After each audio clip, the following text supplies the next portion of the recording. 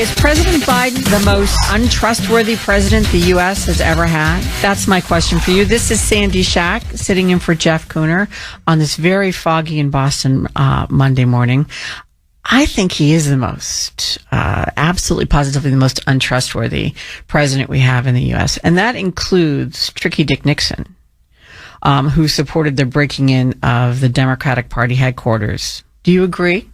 I've actually made that the poll question, the Kuhner Report poll question for the day. Who do you think is the least trustworthy president that we have ever had? Is it Joe Biden or is it Dick Nixon? Now, I know there's only two choices there, and you may have a third, but I decided to limit it to two. And you can take, it's the Kelly Financial Poll question, and you can take it at WRKO.com/Kuhner Report. It's at the bottom of the left-hand side of the page, or you can go to our Twitter account at the Kuhner Report and take it there. But that is the poll question. Who do you think is the least trustworthy president? Would it be President Biden, or would it be President Nixon? The number here is 617-266-6868, 617-266-6868 if you want to get on board. And our text number is 70470. This is the administration that claimed that they would be the most transparent ever to exist. Nobody would ever be able to say they pulled any shade over us. And we know this because on Inauguration Day in 2021, Jen Psaki, the newly minted White House press secretary, came out and told us so. Cut number 4, please, Mike. Thank you for joining us on this historic day. It's an honor to be here with all of you. When the president asked me to serve in this role, we talked about the importance of bringing truth and transparency back to the briefing room. And he asked me to ensure we are communicating about the policies across the Biden-Harris administration and the work his team is doing every single day on behalf of all American people.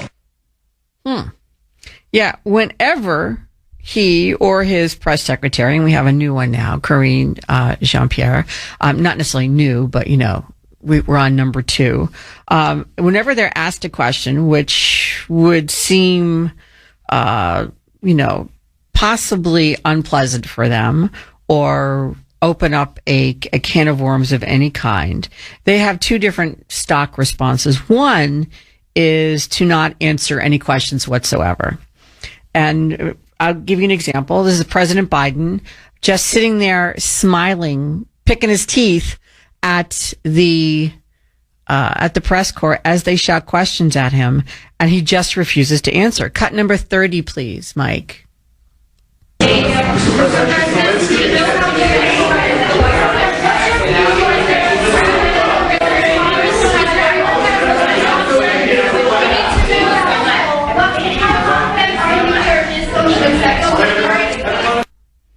That's one example. He just doesn't answer. How many times have you seen that? He just doesn't answer, and they round up the reporters almost with cattle prods and get them out of the room because he's not going to answer. The other thing that they do is simply say, don't ask me, ask somebody else. Karine Jean-Pierre does this all the time. She did it just this past week in regard to the questions about the cocaine in the White House. Cut 32A.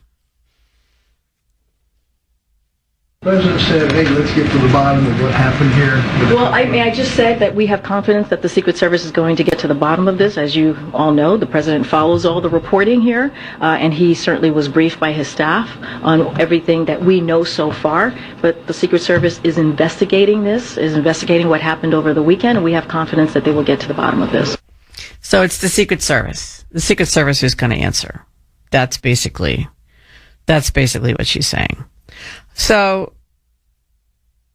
this is what they do. They either refuse to answer the question, don't answer it, or, as we've learned with President Biden, he lies. He lies like a rock.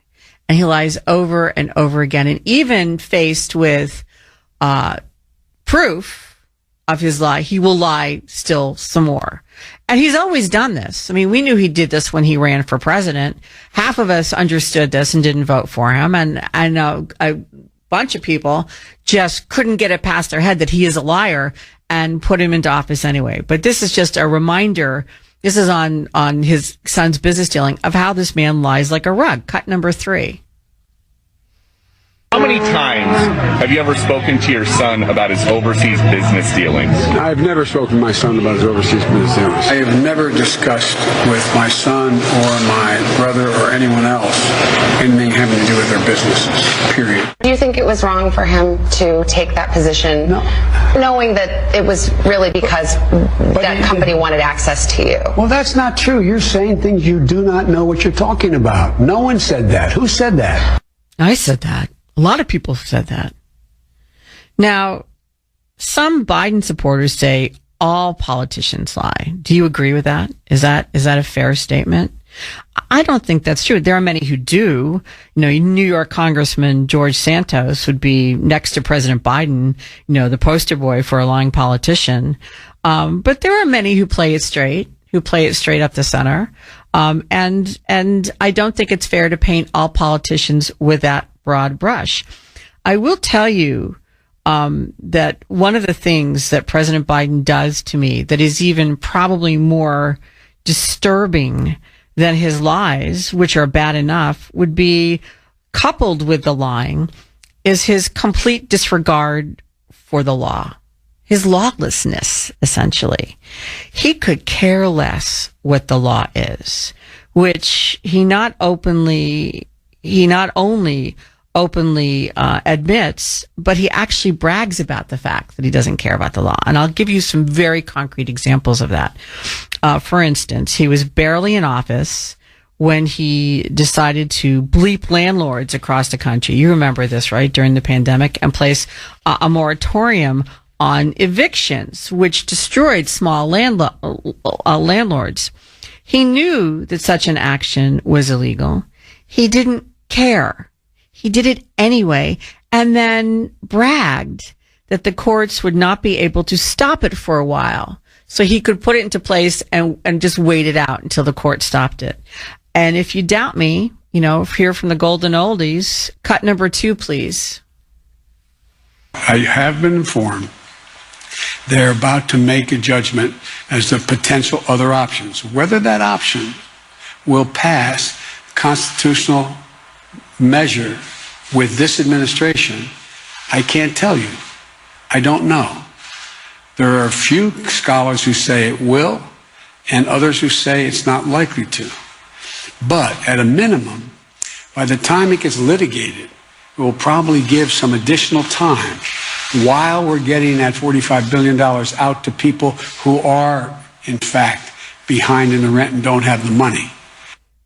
Never mind the landlords, by the way, who were going under because the banks weren't putting a moratorium on foreclosing, you know. So that's, you know, but he didn't care. He didn't care that it was illegal. And he pulled the same stunt with the student debt relief. He knew it was illegal and he did it anyway. He overstepped his powers by a country mile. And wasn't until the Supreme Court last week stopped him, you know, that he gave any sign that he would, that, you know, possibly this was the wrong thing to do. And even then, I'm not sure he really did. What he did was show us that he was really PO'd. He's really ticked off by this. Cut number 10. Let me begin by saying I know there are millions of Americans in this country who feel disappointed and discouraged or even a little bit angry about the court's decision today on student debt. And I must admit I do too. Yeah, he's very angry. The court said this was illegal, dude. And he's angry at them because he got caught doing something illegal. And some of the press this time actually called him out on it. Called him out on lying to the people about what his powers were and trying to buy votes by saying that he could, you know, erase debt. And he was very snarky when he was questioned by the press on that particular point. Cut number 19, please.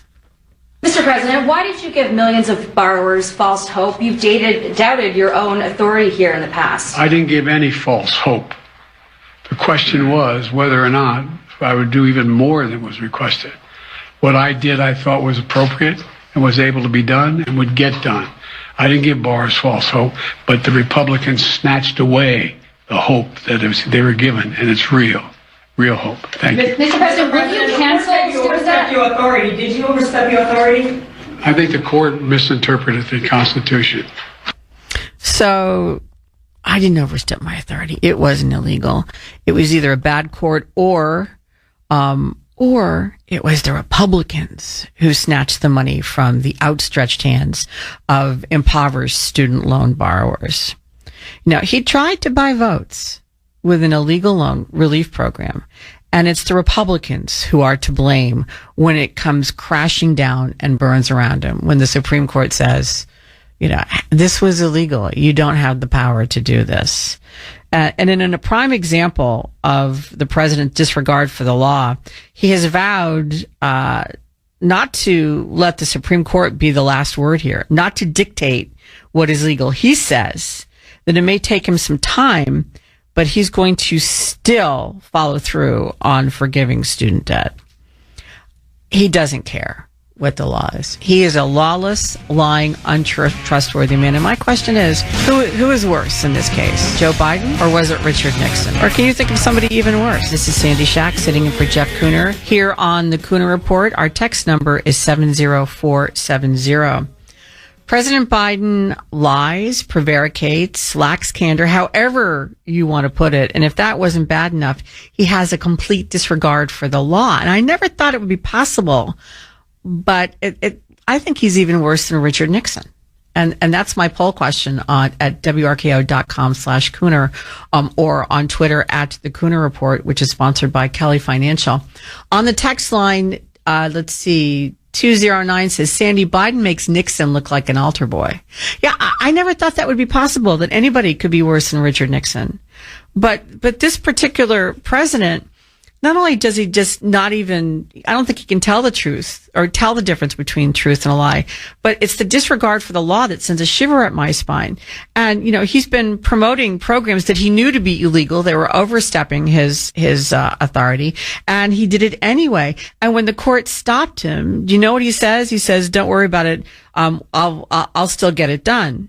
Cut 15A, please. This new path is legally sound. It's going to take longer. And in my view, it's the best path that remains to providing for as many borrowers as possible with debt relief. I've directed my team to move as quickly as possible under the law. Just moments ago, Secretary Cardona took the first step to initiate that new approach. We're not going to waste any time on this. We're getting moving on it. It's going to take longer, but we're getting at it right away. It's going to take longer, but they're going to try to do it as fast as possible before the courts can stop them, I guess. As far as I know, the Secretary of Education does not have the power to waive student debt. Can't do it. But they're going to give it the gold college try. He says, do not worry, he's going to get it done. Cut 16. Our Republican officials say student loan relief is a giveaway to the privileged.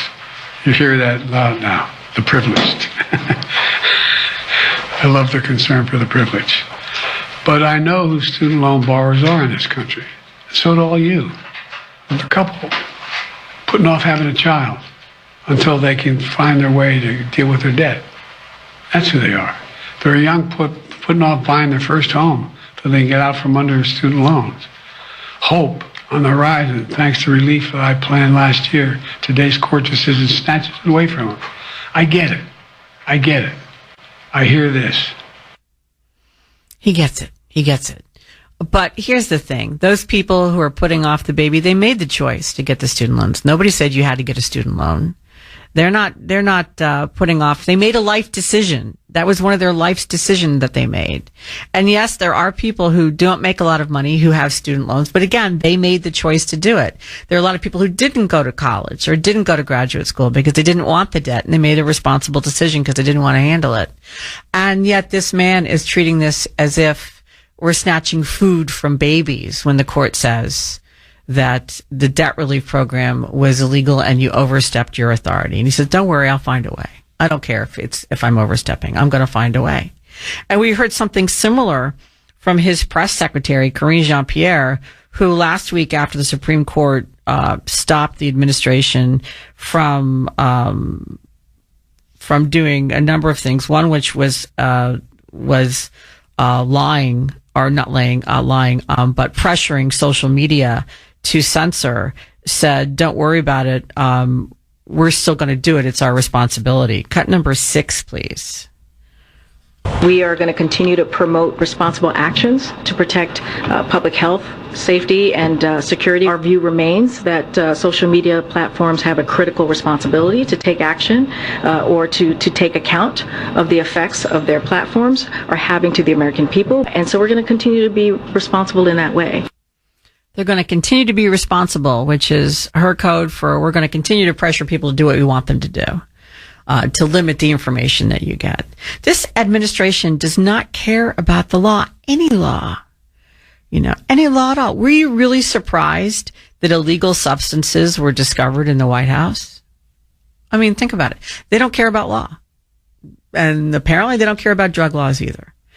For someone in the administration, the cocaine in the White House was just a step too far into the land of lawlessness of the Biden administration.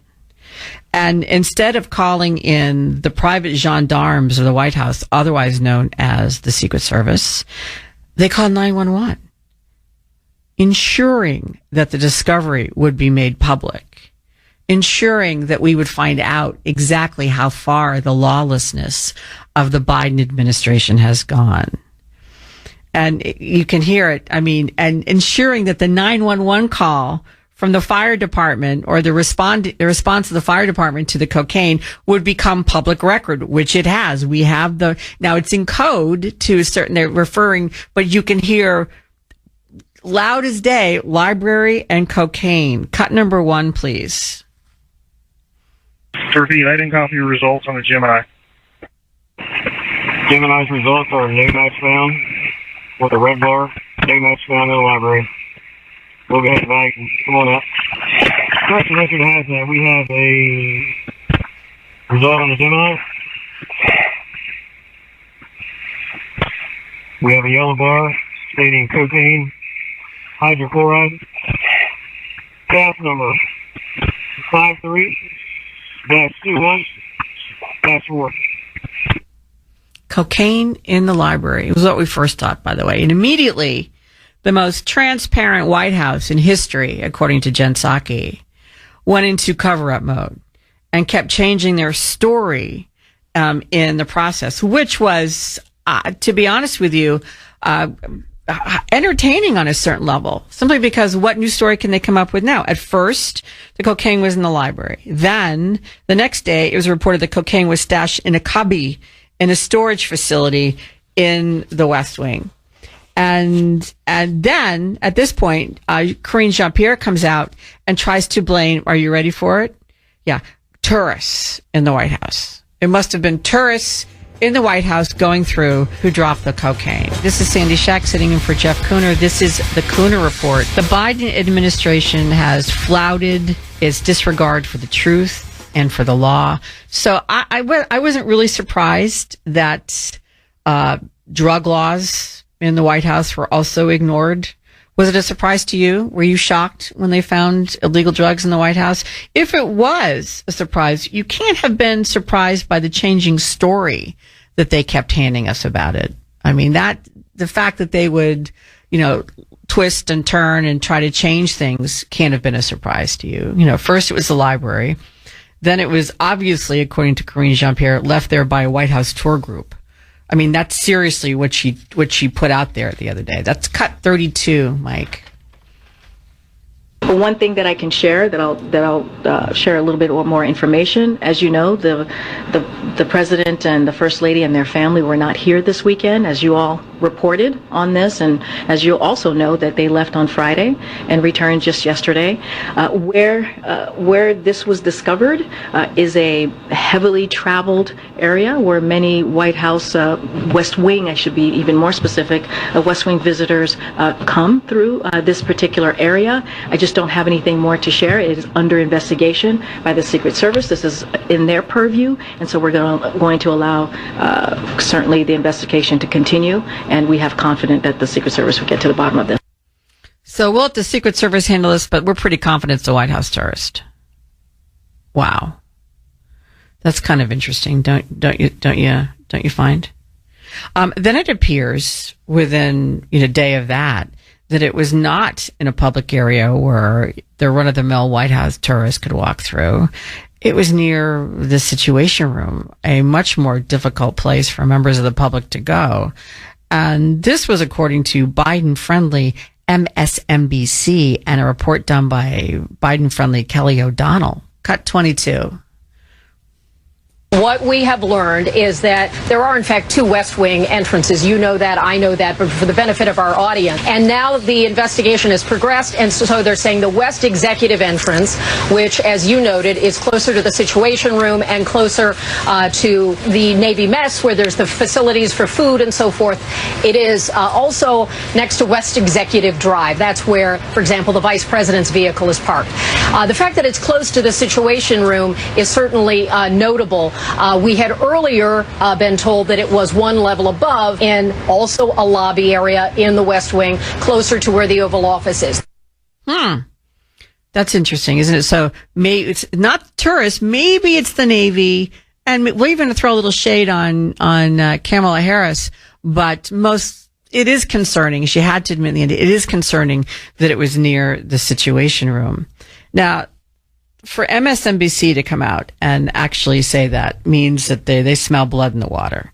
And, at least those in the White House press room do. And my guess is they're also they're a little fed up with being fed nothing but, lies and evasions, which is all they get from this particular, administration. And interesting what Karine Jean-Pierre keeps saying. It's the Secret Service in charge. It's the Secret Service in charge. It's the Secret Service in charge. That's what she says over and over again. Let's hear 32AA, Mike. Is the White House conducting its own internal investigation? This is something that's under the purview of the Secret Service. They're the ones who handle this investigation, so it lives in their purview, in their world. Is she seriously refusing to answer these questions about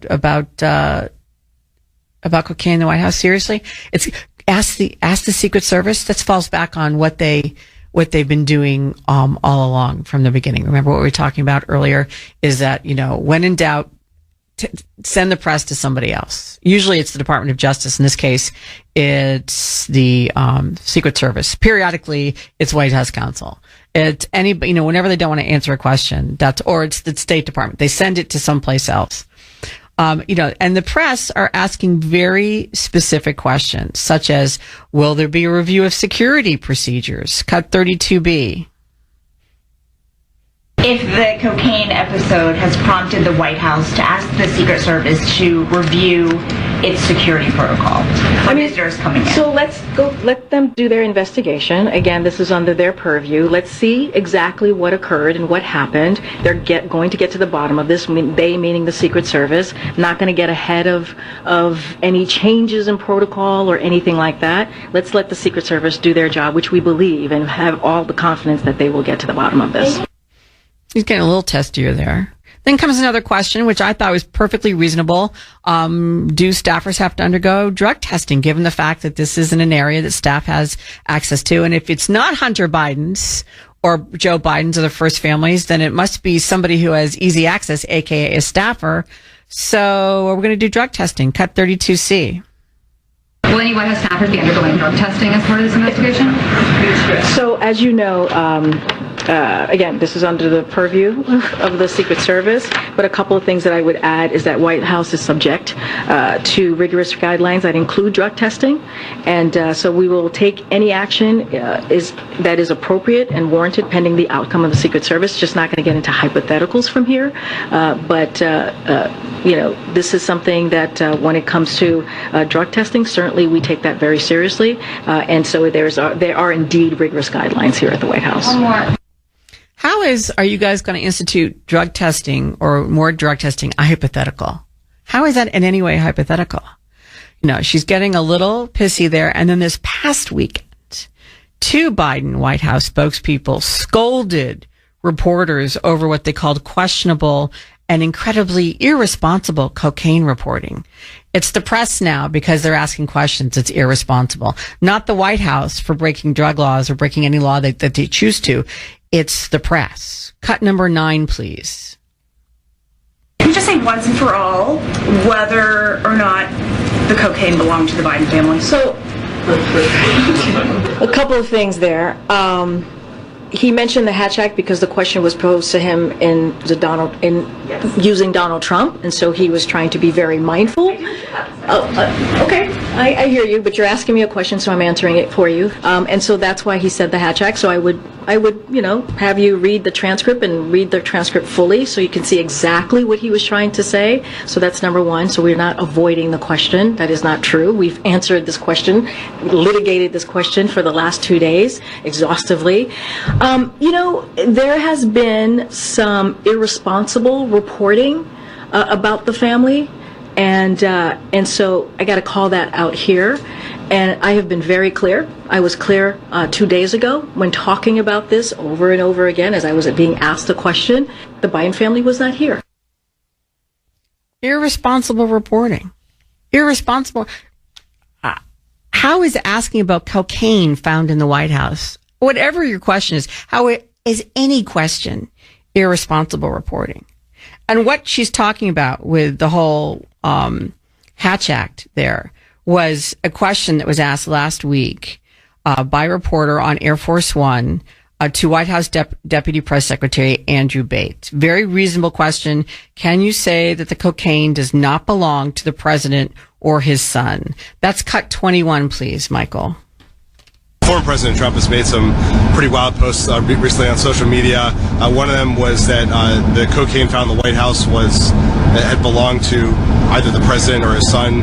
Are you willing to say that that's not the case, that they don't belong to them? I don't have a response to that because we have to be careful about the Hatch Act. What I will say is that I have noticed there does seem to be some increasing frustration coming from that corner in general, and I think it is probably rooted in the contrast between their substantive policy records. Wow. Now, first of all, isn't the answer to that question, I don't care, what level you are in the White House, if you're talking to the press, isn't the answer no? Of course it doesn't belong to the president or Hunter Biden. First of all, we know already that they don't have any fear of lying, so whether it's true or not doesn't really matter. It's a member of the press, and aren't you going to say, no, I can't, but I can't answer because of the Hatch Act? That's like saying, I can't answer because the sky is blue. The Hatch Act stops you from campaigning from the White House. It has nothing to do with answering the questions on regard to whether or not the cocaine belongs to a member of the first family. I mean, this is, to be honest with you, a bizarre response.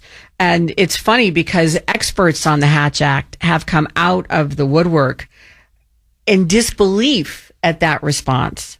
For instance, on Fox News, one of their legal experts, attorney Bradley Moss says, essentially, I could envision other legitimate bases for declining to respond, such as respecting the integrity of an ongoing investigation, but a violation of the Hatch Act? It doesn't admit. He says it just doesn't happen.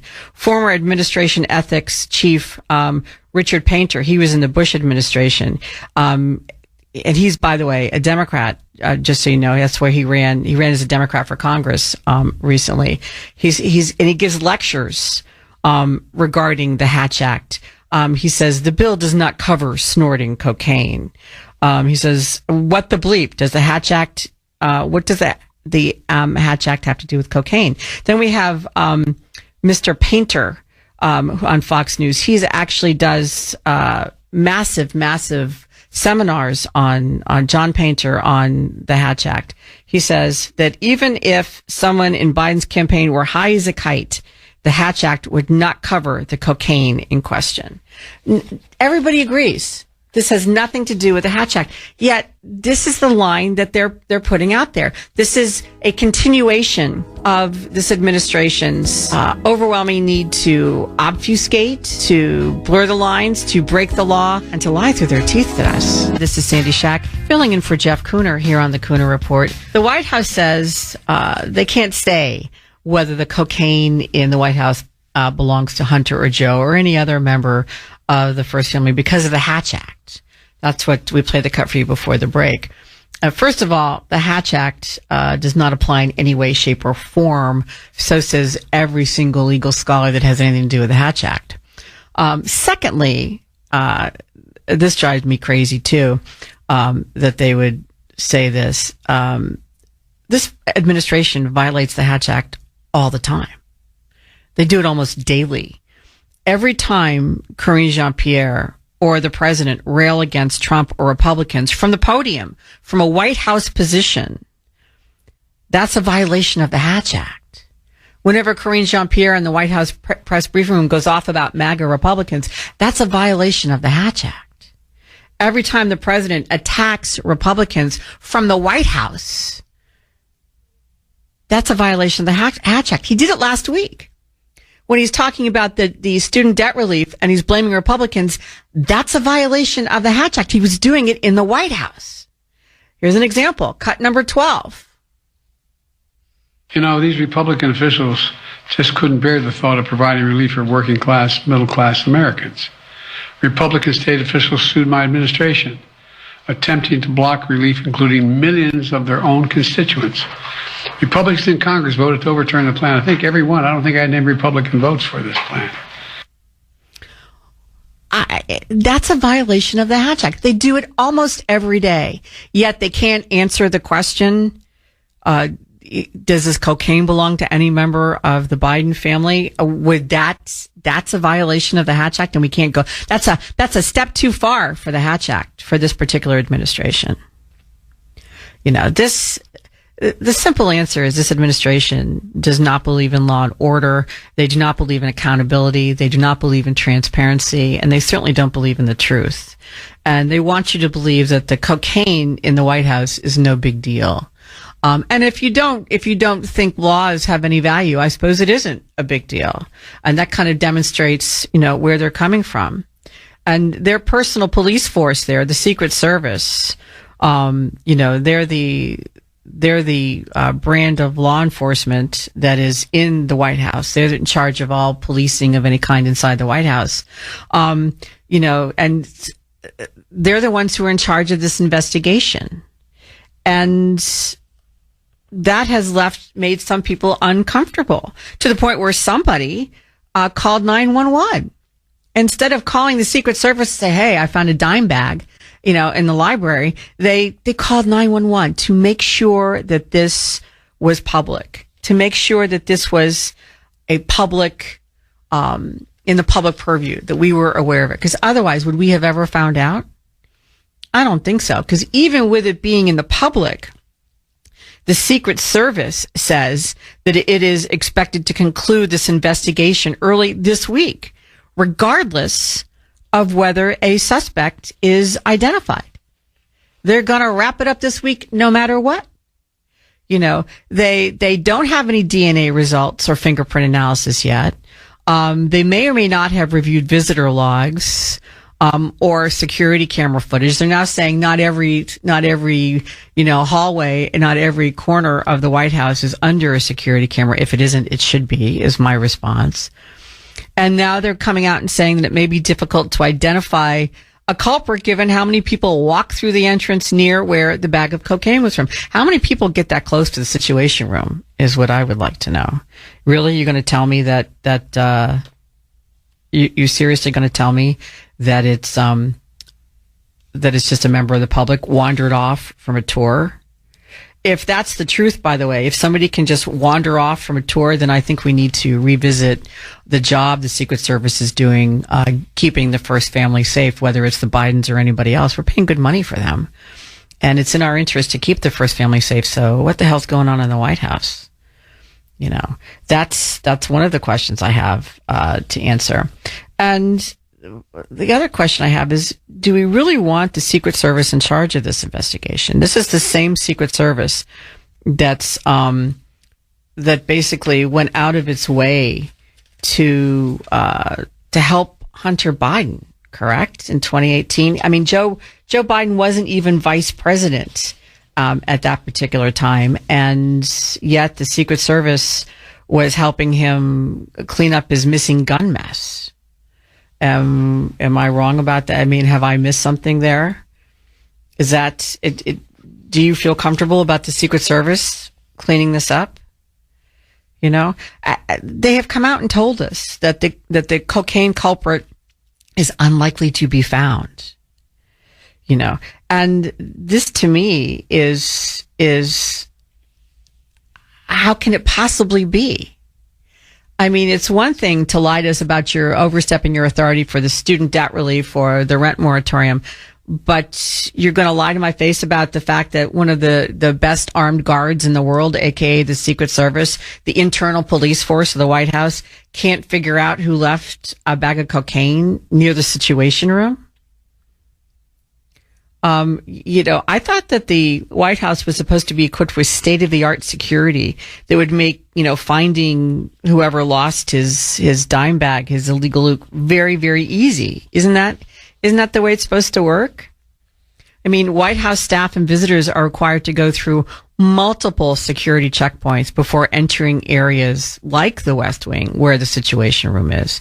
And some of those screening areas have dogs that are trained to alert to illegal substances and items. Most of them, it's bomb-sniffing dogs, but I have come to find out that some of them are dog sniffers, are drug sniffers, you know, and metal detectors and cameras may fail, but aren't there tons of Secret Service and White House visitor logs that should tell us who was where in the White House?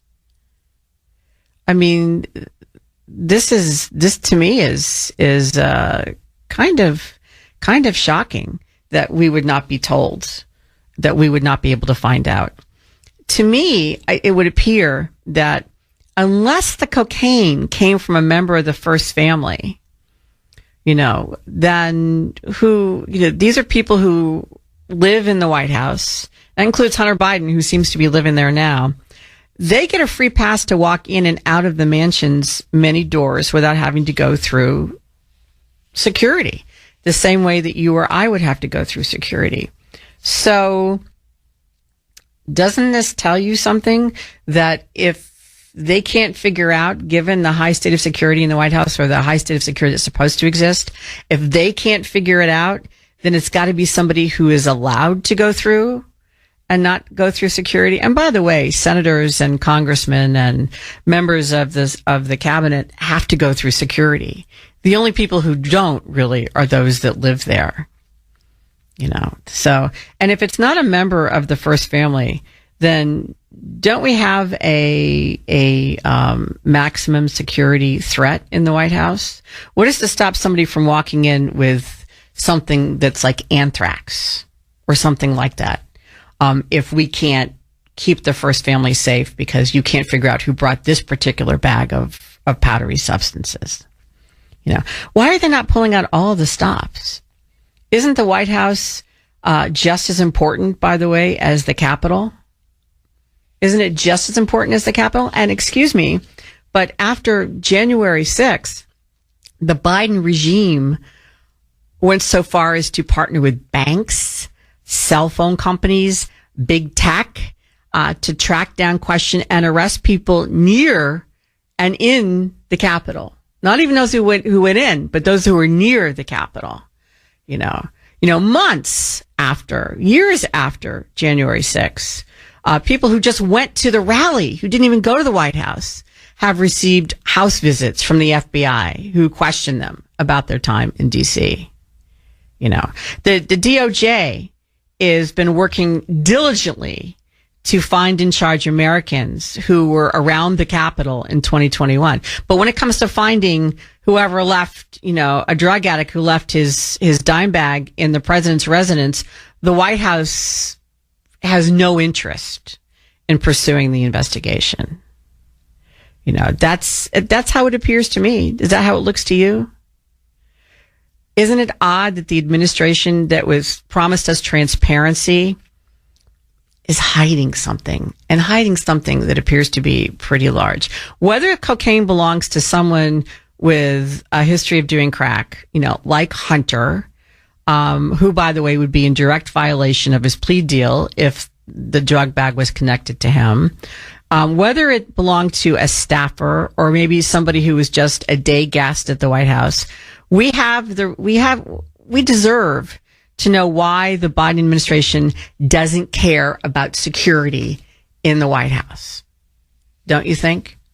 Let's talk to Jack in Tewksbury. Jack, welcome to WRKO. How are you, Jack? Good morning, Sandy. How are you? I'm fine, thank you, sir. Do you think we have the right to know whose bag of cocaine that was? It's the people's house. We have a right to know everything. I think so. Number one. Number two, Sandy, my theory is we're going to get the spy balloon theory where all of a sudden some security official is going to leak a story to the New York Times, the Washington Post, about previous administrations having drug problems, but nothing was ever reported, and they're only reporting because Joe Biden's son is struggles with previous struggles with drugs, so that they'll say that we're picking on him. You know, we're singling him out, and he's the victim. You're going to victimize him. They're trying to. We asked, though, Jack, don't you think? I mean, the press, and I'll give it to them here because they've been a little bit more aggressive than I expected, said, excuse me, can you just tell us that it doesn't belong to Hunter or to the president, and, you know, and then we'll be good little minions and we'll go away. They can't even do that, Jack. They're asking questions, but you know how fast the stories flip, you know, and how quickly they jump back in line when they have to. It's true. Like I said, it's controlled opposition. You know what I mean? They're allowed to ask so many questions. It's not like they're all shouting questions over like it used, like the clips you played before with all the chaos in the press briefing rooms. It used to be a disaster. You know, you see nothing like that. You know what I mean? There's no outrage from the reporters not even being able to have any access to the president. You might hear one or two of them squabble, but you know as well as I do that, you know, there was a big outrage when Jim Acosta lost his press badge, but nobody's being even threatened, you know what I mean? Because they're all going to be nice little kids and fall in line and do whatever they're told. Well, a few of them and we're never going to know the truth. A few of them, Jack, seem to be stepping out. CBS lately has been stepping out from behind the green curtain and picking a fight with the administration, which I was very surprised at. And in this case, MSNBC, whether they wanted to or not, was like, oh my God, it's in the Situation Room. I mean, they were shocked, but they reported on it. They didn't try to hide it. They did a little bit of a dance, but not as big a one as they would normally do. So I think it's a sign that maybe this administration has gone too far. Maybe it's stepped over. They stepped over the line for me, you know, on January 2021. But I think for some of the press now, they even can't believe what's going on in the White House. I mean, if I put the poll question to you, Jack, who do you think is worse? Was it Richard Nixon, who actually supported breaking into Democratic National Headquarters? Or is it Joe Biden, who lies like a rug and just basically ignores the law when he chooses to? Oh, it's absolutely Joe Biden. I mean, my opinion, Richard Nixon was all vain. Of him just worrying about an election he was never going to lose. Well, regardless of what his motivation was, you got to admit he was pretty lawless kind of guy to support that kind of.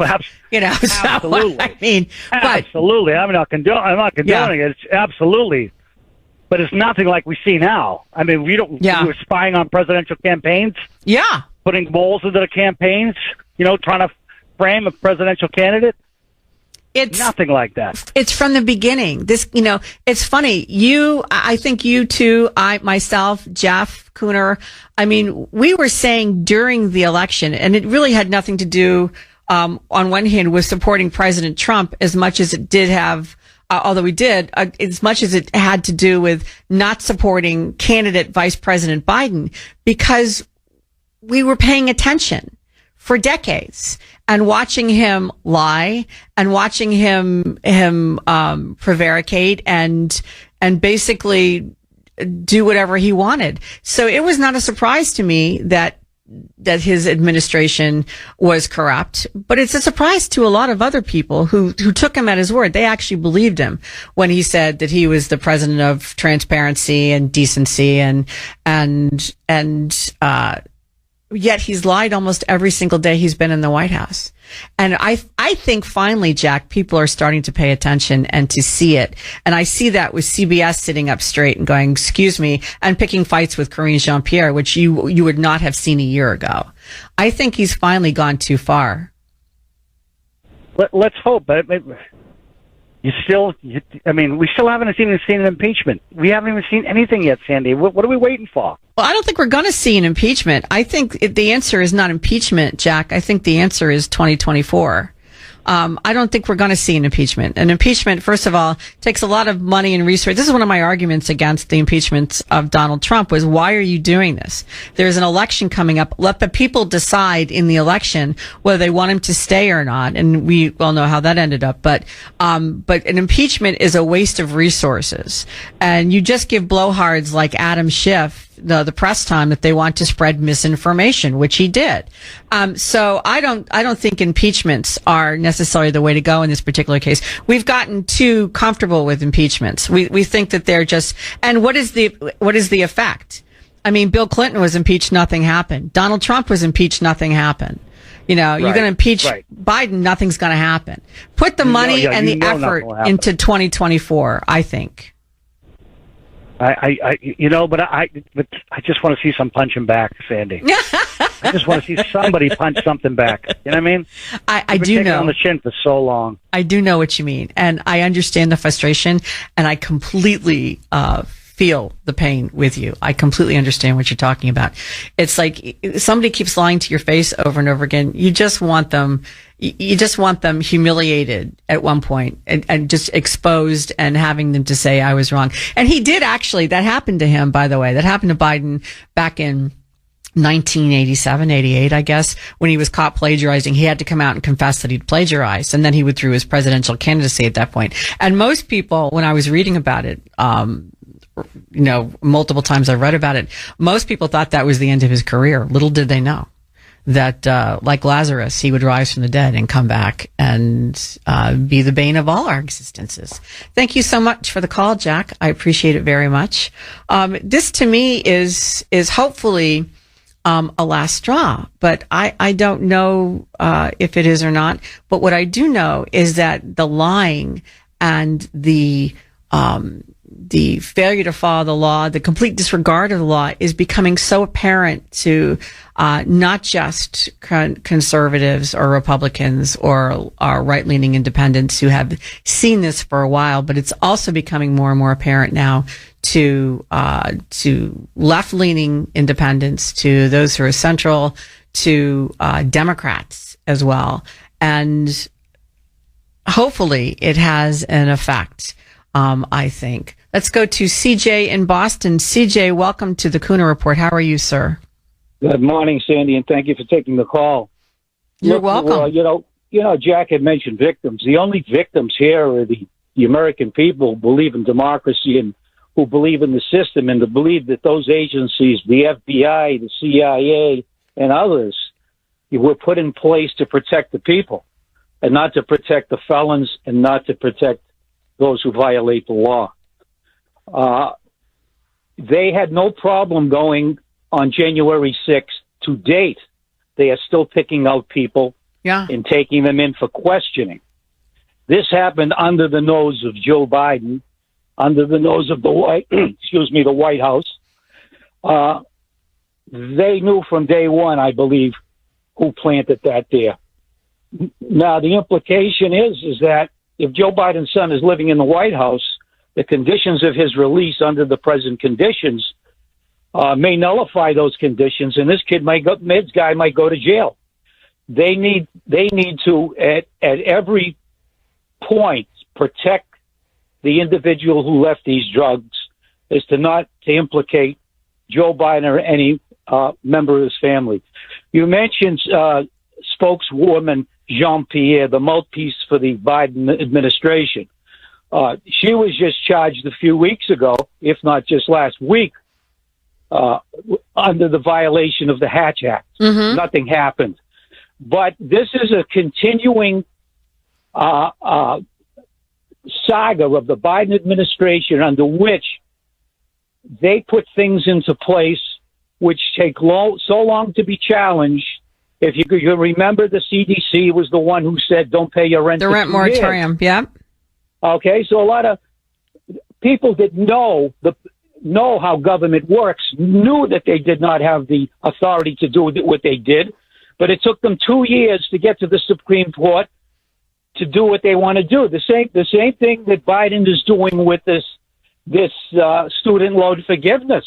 You know, as they say, all college, no knowledge. If these kids are in school, they should take a basic lesson on how government works. They should have known outright that Biden did not have the authority for any loan forgiveness. And he'll continue with this until the 2024 election, again, playing on the college kids, on their lack of knowledge on how government works. And as I said, this is a continuing policy.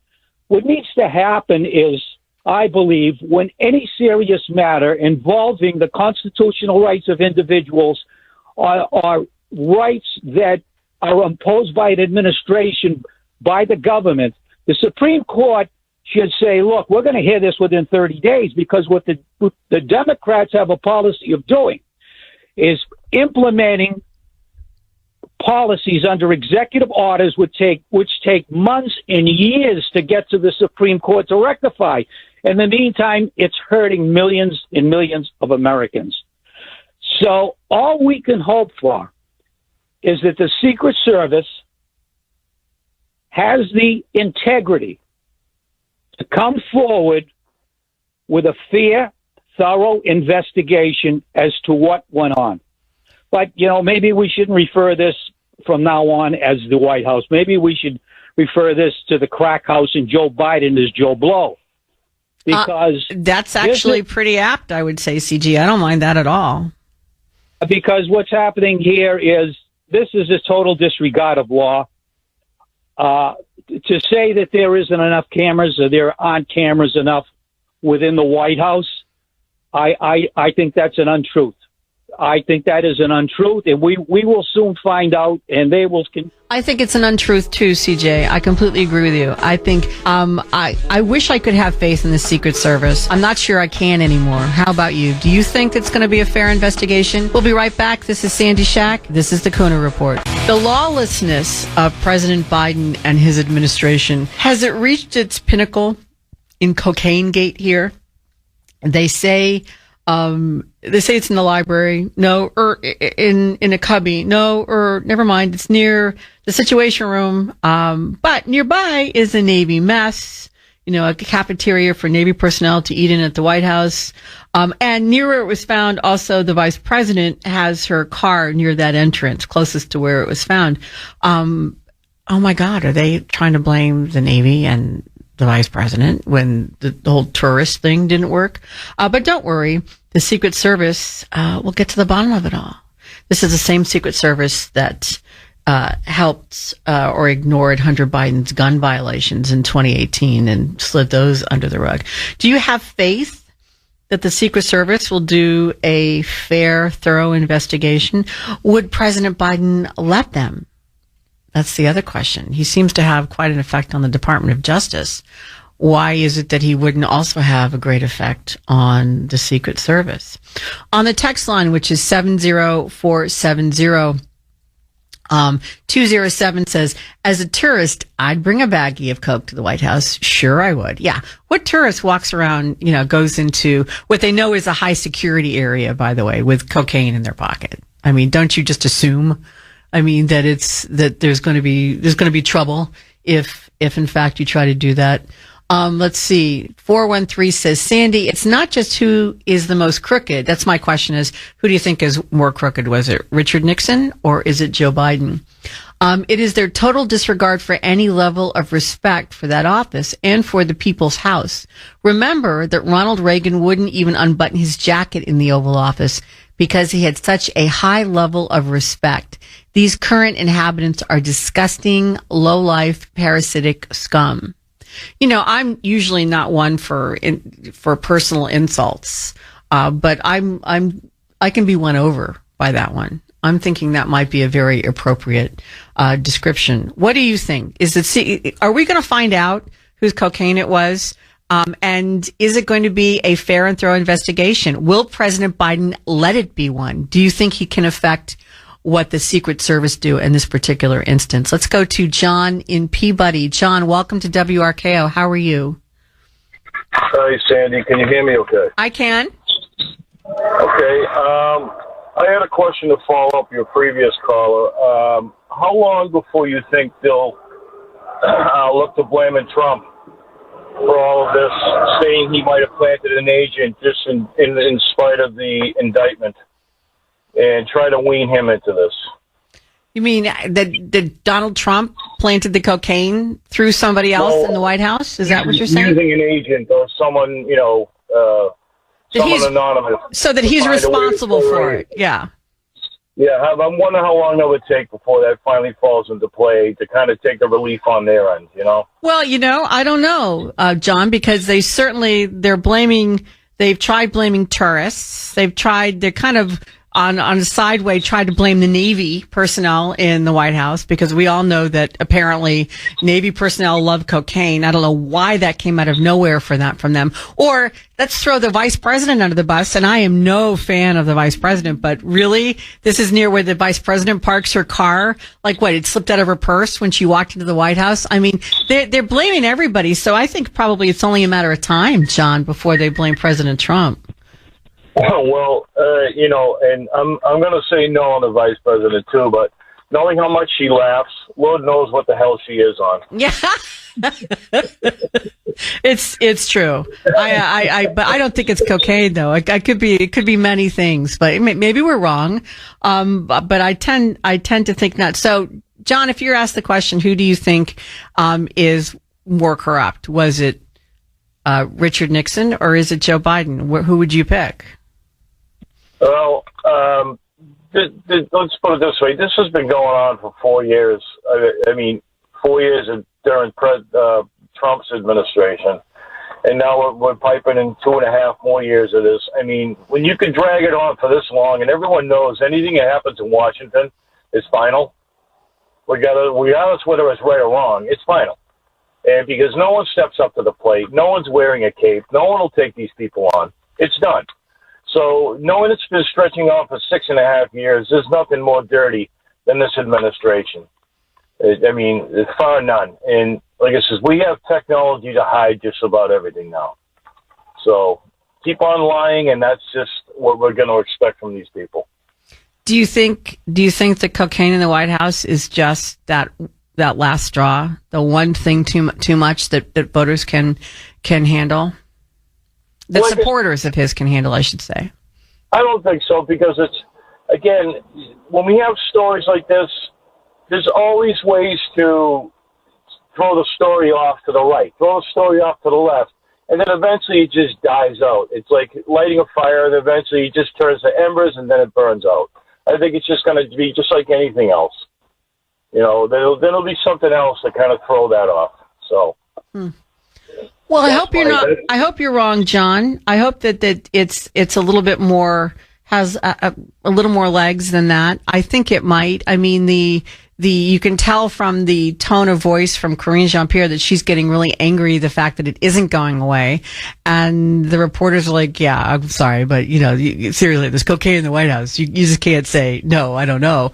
And so I'm thinking it may have more legs than we first thought. Fingers crossed, maybe. Thank you for the call, John. I appreciate it very much. Let's talk to Steve in Florida. Steve, welcome to WRKO. How are you, sir? Good morning, Sandy. How are you? I'm fine, thank you. I'm a long-time listener. Spoke with Jeff many times. First time speaking with you.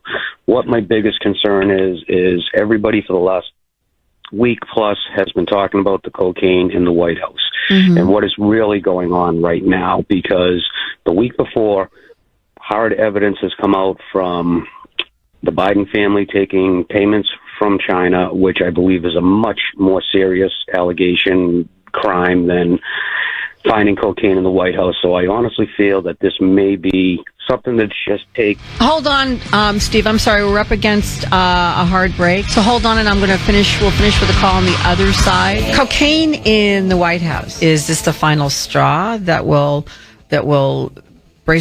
basically break President Biden's remaining Democratic support? Will we ever know who it belongs to? Do you have faith that the Secret Service will do a thorough investigation? These are the questions that are coming up with this discovery. And before the break, we were speaking with Steve in Florida, who feels that the cocaine discovery is just a red herring to distract from the more important story of Biden influence peddling. Is that a fair statement, Steve? Without question, just week after week, he has scandal after scandal, and I believe that they have hard evidence against him peddling his influence without question, and I just feel that this was absolutely done on purpose, that he has no problem hanging his son out there to possibly take the rap for this, and it's just making me nervous as to what has been going on the last week while the media only covers the cocaine story. Well, I don't think the media is only covering the cocaine story. I agree with you that the bigger issue is the influence peddling, and Congress, Congressman Comer and others, are working very hard to expose and untangle the morass of business dealings that equal that issue. Cocaine is not the most egregious case of breaking the law, if in fact it is a member of the first family who broke the law. But what it is an example of the lawlessness, which is what I started talking about this morning, of this administration, how they have no regard for the law. And that includes the influence peddling. But it has to do with everything that they touch, whether it be legislation that is overstepping, whether it be hiding the business dealings. Like one of the first things I played this morning was a montage of President Biden lying about knowledge of his son's business dealings. It's all part of the same story. And I agree with you that the more egregious crime is the influence peddling. That doesn't mean finding cocaine in the White House is nothing. It's endemic of what's going on in this administration, that they don't care about the law. I completely agree with you. Finding cocaine in the White House shows that this man has zero respect for the White House itself, the Constitution.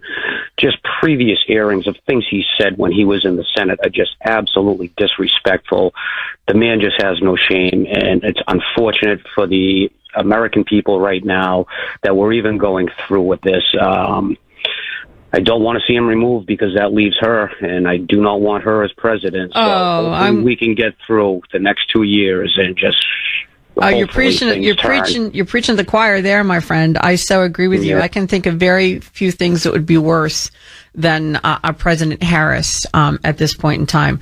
But yeah, I think that essentially this is an example of the all pervasive attitude of this administration, not caring about the law, any law, basically, unless it suits them. Like, they claim the Hatch Act when they think it's going to stop them from answering questions, when in fact they violate the Hatch Act almost every time Karine Jean-Pierre takes the podium, or, the president gets in a snit in a White House back and forth with a reporter, or in his statement. Because when he started going off against Republicans last week on the student debt relief, that wasn't in response to a question. He's just, vicariously tossing out insults to Republicans, which had nothing to do with the Supreme Court decision. So that's a violation of the Hatch Act. And the previous caller pointed out, Karine Jean-Pierre just had a claim of violating the Hatch Act brought against her. Now that doesn't, carry with it a jail sentence. That just means, you get your finger slapped, and you can in fact, get a fine if you're not careful. But yeah, so I agree with you that that's the bigger case, but we're still finding out about that. It's just like when you bring an indictment for somebody, Steve, in regard to a big case, and you go, you need to do the investigation, and you want to have all your ducks in a row before you go to trial because you get one shot at it. And in this particular case, the Congressional Oversight Committee has decided to be as transparent and public as possible during its investigation, because they're fed up with non-transparency that happened under Adam Schiff when he was going after President Trump. So they've let us in on every step of the way, but they still have a lot of work to do, and we still need to know, tie up all the loose ends and cross all the T's and dot all the I's before you come out in front of the American people and say, okay, this is the case. And I think that's what we're waiting for there. But meanwhile, we have this example of it's cocaine. Who's cocaine? I don't know. Maybe it's the vice president's cocaine. Maybe there was a sailor who dropped the Navy mess who's here at the White House. I know it was in a cubby. Oh, no, it wasn't. So sorry. I mean, that's the fact how they're handling the investigation, Steve, I think is actually even more damning than the fact that cocaine was found there. That's bad enough.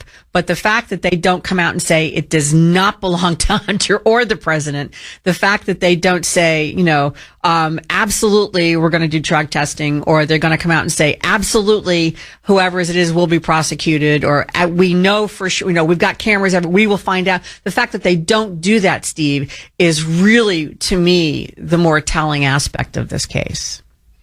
The two-tier justice system, they can find everybody that was at the J6 situation. They can find people that were outside through social media. They have as good, if not better, surveillance at the White House. They absolutely know who this was, what this is about. And I do believe it's just President Biden saying, hey, I can basically do whatever I want, and they're not gonna be able to charge us with anything. Well, hopefully not. We'll find out, fingers crossed, Steve, that there's going to be some resolution that will give us some satisfaction. We need to bring down our frustration level a little bit. Thank you so much for the call. I appreciate it very much. When a caller drops off, it means a line has opened up for you. The number here is 617-266-6868. That's the call-in number, 617-266-6868. The text number is 70470. On the text line, 508 says, Sandy, the Secret Service under Biden is more like the Praetorian Guard of the Roman Empire. Nothing will happen.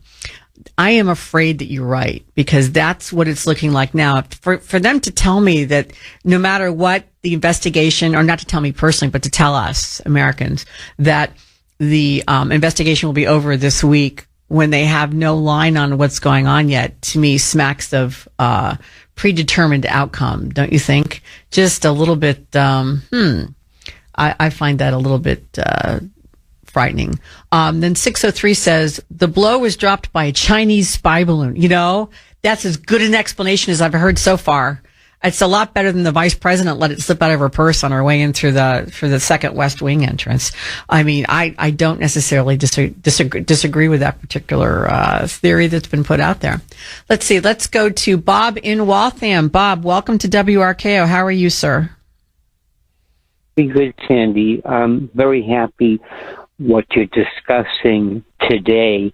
Around the time of Memorial Day and so forth, I did not choose to call in. If you want to get hired by the VA right now, a felony is not going to stop you. I know what I'm talking about. And, the people who took part in January 6th, it's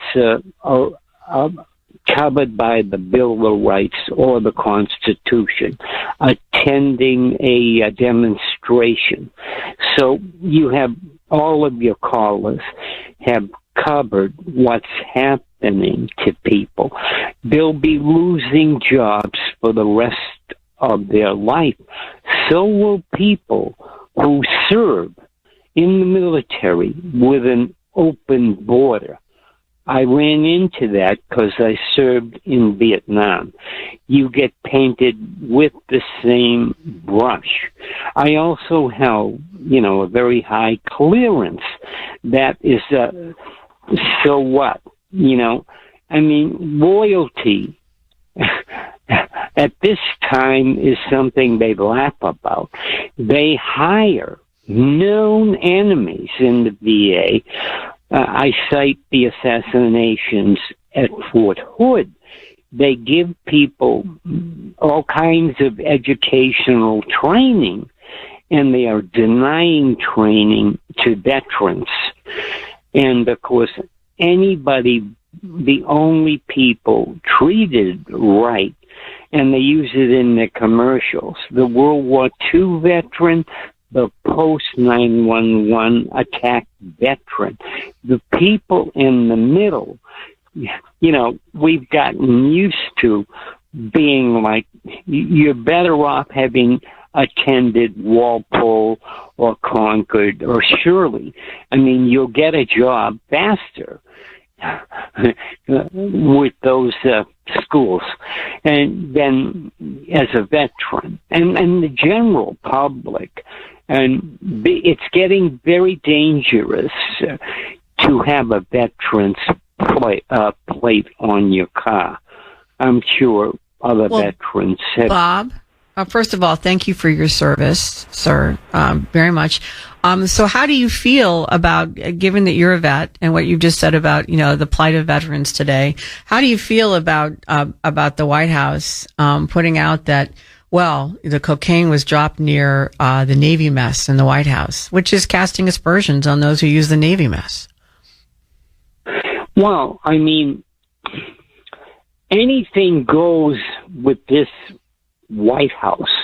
When it's over, yeah, I'm sorry, I have to hold you there, Bob. I'm sorry, but yeah, I agree with you. 70470. And on the text line, actually, what we're doing right now is we're contemplating the Secret Service investigation into the White House cocaine and whether or not you feel that the investigation is a real one. Are they really making an effort to find out whose it is? And if so, why isn't one of theoretically the most secure locations in our entire country, in fact, I would say in the world, why are they not able to do so? Why have we not already heard? On the text line, again, that's 70470. 603 says, the video that I've seen showing the Bidens on the balcony shows Hunter going bonkers, looking like a crazy man, rubbing his nose, while Jill looks a bit disgusted. Tells me who the coke belongs to. Whether that's his coke or not, he certainly does look like he is under the influence of something on that balcony. He does not make a good showing there. Another 603 says, the investigation, and that's in quotes, was over before it started. No joke. I fear that you're correct. I would like to, the naive part of me would like to believe that the Secret Service can't be corrupted by whatever administration it is currently protecting. But I tend to believe, that was my theory behind the Department of Justice too. And boy, was I wrong about that. And it looks like the Secret Service might be going the same way as the Department of Justice. 401 says, Sandy, a half hour ago, you said impeachment is a waste of resources. Isn't impeachment in the Constitution to remove a sitting president or government official that is acting in a manner that is endangering the country and its citizens? And just on the open border alone, and not to list any other of Biden's suspected crimes, because at this point, that's just what they are, suspicions. Isn't impeachment in order and not a waste of resources in this case? Now, this is where this text gets very interesting. It says, it was at this point that I stopped listening to you and I'm going to go listen to something else. Oh, so you didn't like that I said something, so you're going to take your bat and ball and go home. How Democrat of you. Isn't that what the Democrats do? When they don't like what you say, they basically cancel you. And that's what that texter says that they're doing to me. Okay. That's your choice to do that, to be honest with you. But I find it extremely immature and very much like the woke part of our society. So I'm wondering if you are, in fact, a Republican or a Democrat in disguise. My point that I made about, for those who aren't taking their bat and ball and going home, my point about saying that the impeachment is a waste of resources, that when you look at it, the last three impeachments, Clinton, there was one Clinton and two Trump, nothing happened. They were impeached. They stayed in office. Nothing happened. They weren't removed from office. There was nothing that happened to protect the American people, nothing other than some kind of show trial for congressmen and senators to get their Congress on the actual impeachment and Senate for the trial, to get their faces on cable news. How is that not a waste of resources. Now, if you want to put some teeth into what happens after impeachment, then we can talk about it not being a waste of resources. But the last three impeachments, nothing happened. So, my friend, I would ask you if, except that you've decided that, you didn't like what I had to say, so you moved on. I would say, how is it not? If nothing's happened in the last three, what makes you think that an impeachment of Biden, a fourth impeachment, is going to be any different than the last three? I think our better bet is to put our efforts into making sure he is not reelected in 2024.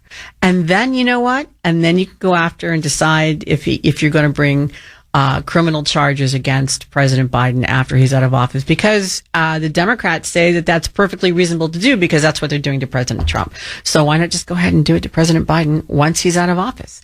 That's what I'm saying.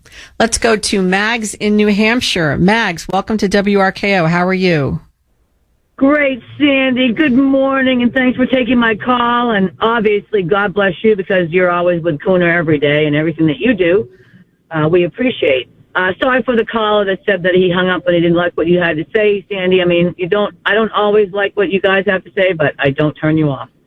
Thank you. Anyways, I just want to say that obviously a lot of us are extremely frustrated. I mean, my friend Kirsten, January 6th, are going to jail for trespassing. Okay? I mean, these people have snorted drugs, gone against our country. I honestly believe that Joe Biden and his families are enemies of our country, to be honest with you. And still nothing happens to him. I think that we need to redo our DOJ. We need to look at all these, our FBI, our DOJ, the CIA, Secret Service. All of these groups need to be looked at very seriously. And these people need to be vetted to make sure that they're going to do their job properly, for no matter who is in the White House, because they work for us once again. Mm-hmm. Okay? And they haven't done anything for us in the last 3 years. They found people for the last year and a half, 2 years from January 6th, but they can't find out whose cocaine it is. They can't take care of the computer that belongs to Hunter Biden and put his father in jail, which is where he belongs. I don't understand. Do you, Sandy? Do you understand how these people have not done any of their jobs but still have their jobs? Because if you didn't do your job, Sandy, and I didn't do my job every day, okay, we wouldn't have jobs. So they work for us, and some way or another, we've got to figure out how to fire them, because these people aren't doing anything to help our country.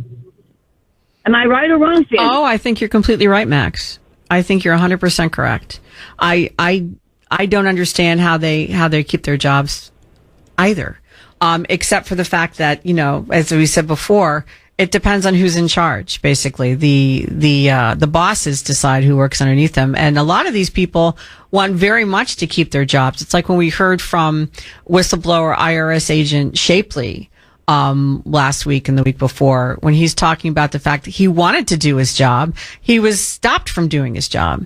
And it looks like a lot of people wanted to do their jobs, but were stopped. It all depends on who's in the key positions at the top, who have the ability to hire and fire. So if you have a family to support, and I mean, it's all good to say, well, why don't they come out for the good of their country? They have a family to support. They're worried about putting food on the table, paying for their kids' school, their school books, the car payment, the roof over their head. And so they're given a check. Either play ball with us and do what we tell you to do, or, you're not going to have a job. And in these days of Bidenomics, finding another job is not is a lot easier, is not as easy as they say it is. So it's not just all these agents that I think that are the problem. I don't think it's the on the ground agents that are the problem, or the on the ground Secret Service agents that are the problem. I think it's the guys that they report to. That's where the problem is. And that's where the Biden administration has its tentacles. So I think that's the problem. It's unfortunate, Sandy, because in all honesty, they do work for us.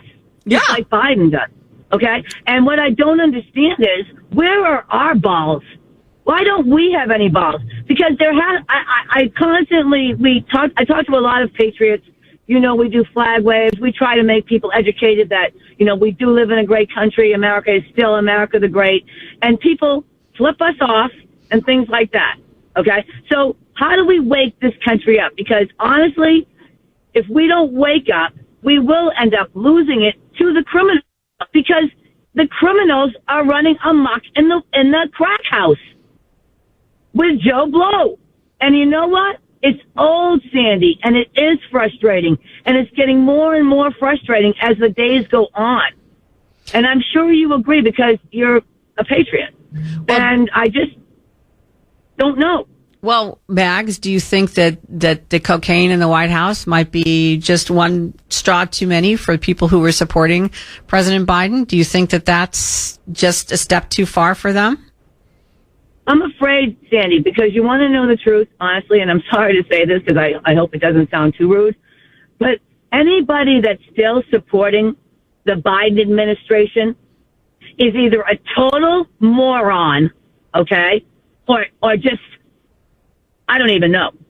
I really don't. Well, you can have people who support the Democratic Party who have certain ideals that are what they think the Democratic Party supports. I don't think that they're correct anymore, but they can believe that. And at the moment, Biden is the standard bearer, but they can still be Democrats and support the Democratic Party, hoping that the standard bearer is going to change. And I think that's what a lot of Democrats that I know are hoping, that something happens and that President Biden is not the guy running in 2024, and maybe the cocaine will be one of those final nails. What do you think? Well, you're a better person than I am, Sandy, because in all honesty, I don't hang around with any Democrats because I probably at this point put my hands around their throat, honestly. So I don't hang around with any Democrats because of the fact that I don't really understand why they would still be supporting a Democratic Party that is clearly gone down the toilet. Yeah. Clearly. Yeah. Okay. And I mean, you and I have discussed in the past that when I was younger, and I'm a little bit older than you, when I was younger, the Democratic Party and the Republican Party weren't like they are today. This isn't the same as when I was a kid.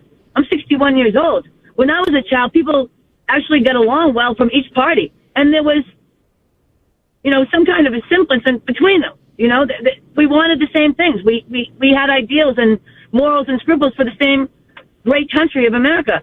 And something over the last 40 years has gone completely crazy, because there's a big difference between the Republican Party and the Democratic Party. Huge. Oh, without a doubt. And I agree with you that the parties have morphed. The Democratic Party that was for John Kennedy is not the Democratic Party today, and so forth. Thank you for the call, Mags. I appreciate it. God bless you too, Mags, and drive safely, please. It is things have changed a lot. I mean, I was trying to explain, Mike, who is our board op, is in his mid-20s and doesn't have the same references that I or Jeff Kuhner necessarily have when we talk about the Democratic Party of old. And I was explaining some of the earlier presidential candidates like George Wallace and who they were, and you should see the look of shock on his face when he finds where the Democratic Party has been and what it's morphed into. To me, the bigger issue is the fact that they used to be the party of Jim Crow, and now seem to like the Biden White House like to point at everybody else as being responsible for Jim Crow laws, except for themselves. They would never do anything like that. The number here is 617-266-6868, 617-266-6868. The text number is 70470.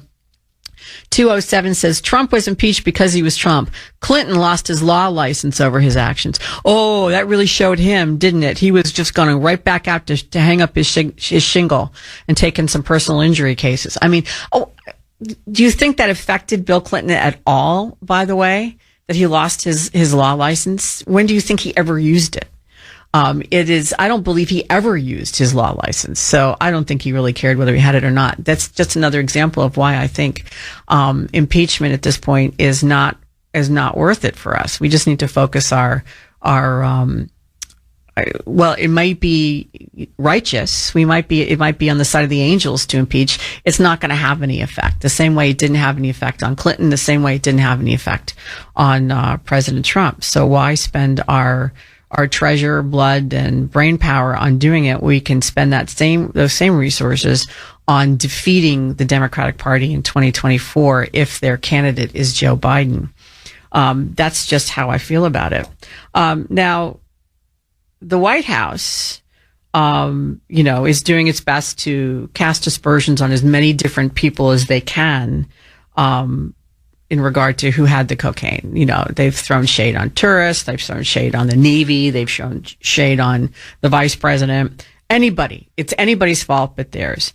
And there are some, our last caller said, why aren't some Republicans standing up for this and trying to get to the bottom of what's happening in the White House and holding the Secret Service accountable for their investigation? Well, the answer is, some of them are. You do have some very vocal Republicans, one of which is one of my favorite senators on the face of the earth. I adore this man, John Kennedy of Louisiana. I love Senator Kennedy from Louisiana.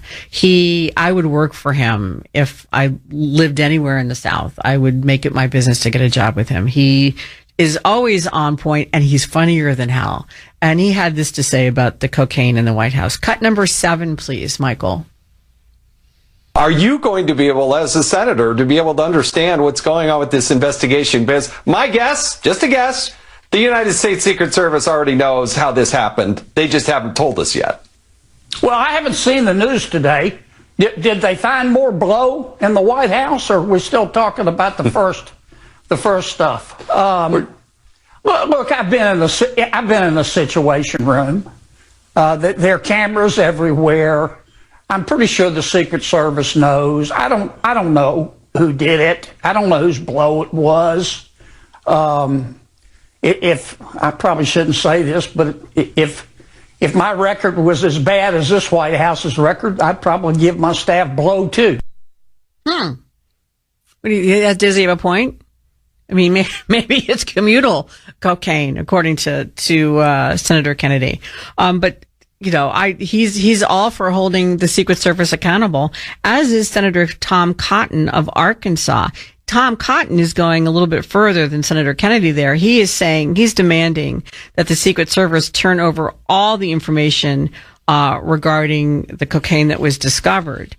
He actually is demanding that they release their logs. He wants to see the list of guests who avoided screenings to determine if the president's home is secure. He's not making this about, let's take down Biden. He's saying we're paying good money to make sure that the White House is secure. Somebody left cocaine there, ipso facto, it's not secure. He wants more clarity, basically. He now, don't forget, he's the top Republican on the Criminal Justice and Counterterrorism Subcommittee. And so he wrote a letter to the U.S. Secret Service Director, Kimberly Cheadle, with 6 questions he wants answered. He demanded that Cheadle scheduled a briefing with his staff. And he says Congress and the American people deserve to know how cocaine got into the White House. And then he tweeted all this out, which is how we know about it, with an image of the letter. He says, according to public reports, the Secret Service has not yet confirmed where in the West Wing the cocaine was found. I urge you to release that information quickly, as the American people deserve to know whether illicit drugs were found in an area where confidential information is exchanged. If the White House complex is not secure, Congress needs to know the details as well as your plan to correct any security flaws. I think that he is completely on the money there, and I agree with his approach. His approach is not about how, hey, is this Hunter Biden's cocaine? His approach is, we're paying money to make this the most secure location in the world. Somebody brought cocaine in. Therefore, it's not the most secure. What are you doing about it? Let me see what you're doing about it. And considering the fact that Congress funds the Secret Service, I think, of course, they also fund the DOJ, and the DOJ has been putting up a tussle with Congress. But I think he might get a little bit further taking the tack that he has than just saying, we need to know if it's Hunter Biden's. We need to know whoever it is, why it's there, and how it got there, and how we're going to make sure that somebody doesn't bring in something more damaging than cocaine, say, anthrax or some other kind of, bioweapon. If they can get cocaine in, why can't they get that in? That's an interesting question. Do you think that the Secret Service is going to actually do a thorough investigation? Mike from Hanson, welcome to WRKO. How are you, sir? I'm good, Sandy. I believe that the truth is from the first person who arrives at the scene. If you listen back on the original tape from the fireman, he didn't say he found a nickel bag or a dime bag. He found a bar. Okay, that's code. He's talking in code, and he's talking in code referencing. So those are codes that they're using. They codes for an awful lot of cocaine was a bar or a kilo or something like that. He's talking about a yellow bar and a red bar. Those are code terms. That's not a descriptive term. Yeah. Okay, well, I know a yellow bar of cocaine that's the color before it's cut. Yeah. But that has nothing to do with anything. That has they're not descriptive terms. They're code terms for usage on the radio as to what they're referring to. So that's why I know it's confusing, but that's what that is. That's why you're hearing that. So he's the only words that really aren't in code are cocaine library and testing positive for cocaine and hydrochloride. Everything else is a code, either numbered, colored, or worded code. That's what we discovered with the 911. The fireman that arrived, that was a independent source. Mm-hmm. Yeah. Well, I'd like you to play sometime the original tape that the person put out that arrived there first, describing what he found. Yeah, we have it. That's I know you have it, but a lot of people haven't heard it. Sure, let me play it again. Hold on, Mike. Let's play. I think it's cut number 1, Mike. To repeat, I didn't copy your results on the Gemini. Gemini's results are new match found with a red bar. New match found in the library. We'll go ahead back and come on up. Correction record has that we have a result on the Gemini. We have a yellow bar stating cocaine, hydrochloride. Pass number 53-21-4. Yeah, Mike. So he's reading off. Readings. He's saying yellow bar, this level, that means cocaine. It's not a descriptive term of what he found. He's reading readings off of how he was testing the cocaine. Okay, but I didn't hear him say it was in a little nickel bag or dime bag.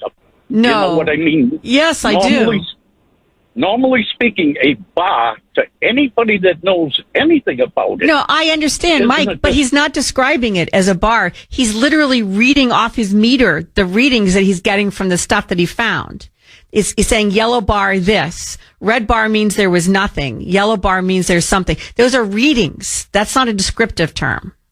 But they're not saying how much he found. No, that's not in this tape. But they're saying that they found all these other little nickel and dime bags that could have fallen out of somebody's pocket, different places in the White House. Yeah, they're saying that there was one location and everybody had it wrong and they keep moving it around, which is very suspicious, Mike. Which is extremely suspicious that they keep moving it around. Thank you for the call. I appreciate it very much. We'll be right back. Do you think the Secret Service is ever going to tell us the truth? Our text number here is 70470. We're talking about the general lawlessness of the Biden administration and how the discovery of cocaine in the White House just kind of encapsulates their attitude perfectly. The question is, will the Secret Service break the pattern of ignoring the law, or will they uphold it and broom the investigation? That's one of the questions that I think we all have at this point in time. On the text number, which is 70470, 617 says the yellow bar, this is the reference to the 911 call. You hear the fireman talking about the yellow bar cocaine, testing positive for cocaine. This texter says the yellow bar is the display on the Gemini diagnosis machine. Yeah, that's what it's not a description. I know our last caller, Mike, and I've heard it too from other people, thought that the reference in the 911 call was a bar of cocaine. It isn't. It's the readout that they're getting on the Gemini machine that tells them that it was cocaine. So it's about the data, not a descriptive term. Let's see. Also, 508 says, for a while now, we have seen our representatives take positions of standing down in response to egregious lawlessness from this administration. They are probably all in it or so compromised as to be forced to do nothing. In years past, politicians feared the ballot box.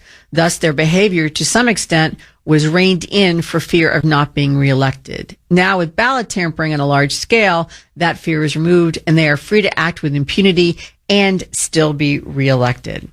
I think that's a spot-on observation. But I think it can be traced back to before this past election as well. You know, remember the Summer of Love, where violent protests, vandalism, arson, assaults, etc., were called the Summer of Love by many, but including the mayor of Seattle, I believe it was. Let's face it. Lawlessness is like an infection. It can spread if not stopped, if not destroyed right away. And this administration has created a pandemic of lawlessness through their behavior, and you see it affecting people all across the country. You see it in spots everywhere. This lawlessness, this disdain for the law, or the absolute sureness that nobody's going to be held accountable for bad acts. And there was a little story that just blew me away out of Georgia over the weekend, and that a mayor, Democrat Georgia mayor, and he's a mayor of South Fulton, Georgia. And by the way, he's a socialist. He's a very left-wing progressive. He was arrested Saturday morning after entering unlawfully a house and refusing to accept responsibility for the fact that he broke into this house. He was charged with criminal trespass and burglary in the first degree, and he was booked on that charge. And then he came out and made a public statement, and he made this excuse, and he apologized to his constituents because he thought the house was abandoned, and he just wanted to see it. I have the cut of the apology just for laughs if you want to hear it. That's cut number 8, please. Mayor, why were you on that property? I just wanted to see the house. I do apologize to the owners. I thought it was abandoned. He broke and entered. He took stuff. He actually took stuff. This is the mayor of this town who did this. The mayor. This is what happens. We had a story last week where an employee, and the employees have been warned not to stop shoplifters or they'll be fired. So this guy didn't stop the shoplifter from the store. He videotaped it so he could show his bosses, this is what's going on. And this is the tape from that. I think that's cut 38.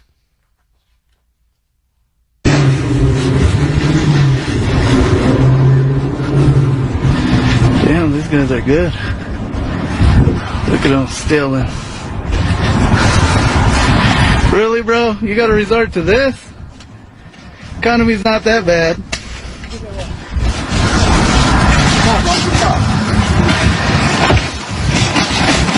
Hold on.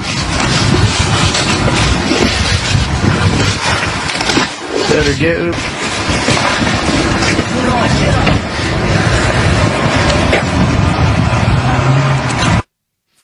I mean, it's just, guess what happened to the employee? He was fired. The employee who videotaped that was fired for videotaping that. This is what's happening. You know, all across the country, we have rampaging teens, we have shootings, we have lawlessness everywhere. San Francisco, Seattle, Washington, Portland, Oregon are all losing people who are fleeing from the lawlessness in those cities, in those places. The fish rots from the head down, and the lawlessness of the Biden administration is infecting the whole country. And President Biden and his party basically thought that we would be too stupid to notice, essentially. And that it's okay if they come out and say, you know, do the blame game on the cocaine in the White House. Everybody, who knows whose it is, you know, the Secret Service will do it. And then they lean on the Secret Service to come out and say, we'll never know because we didn't have enough cameras in the White House. It's all endemic of the same thing.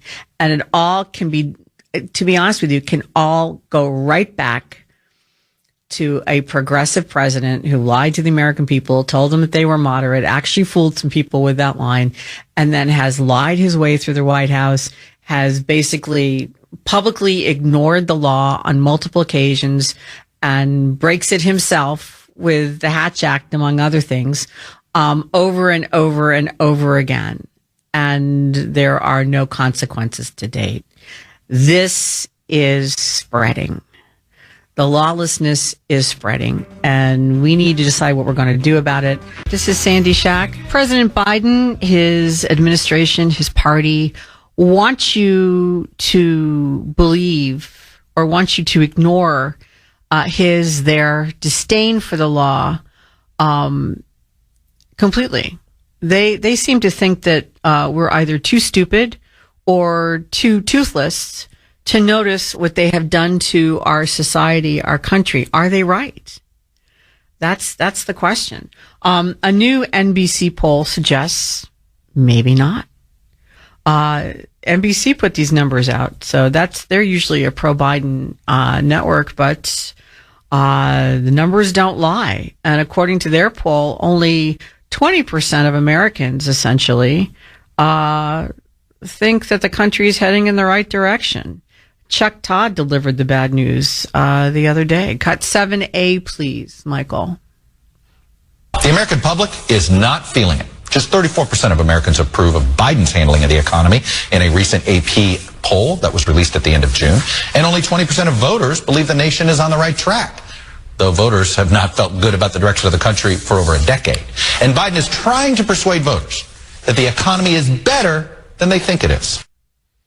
Now, he tried to put a little bit of a spin there, saying they haven't liked it in over a decade. Well, it hasn't been 80% haven't liked it in over a decade.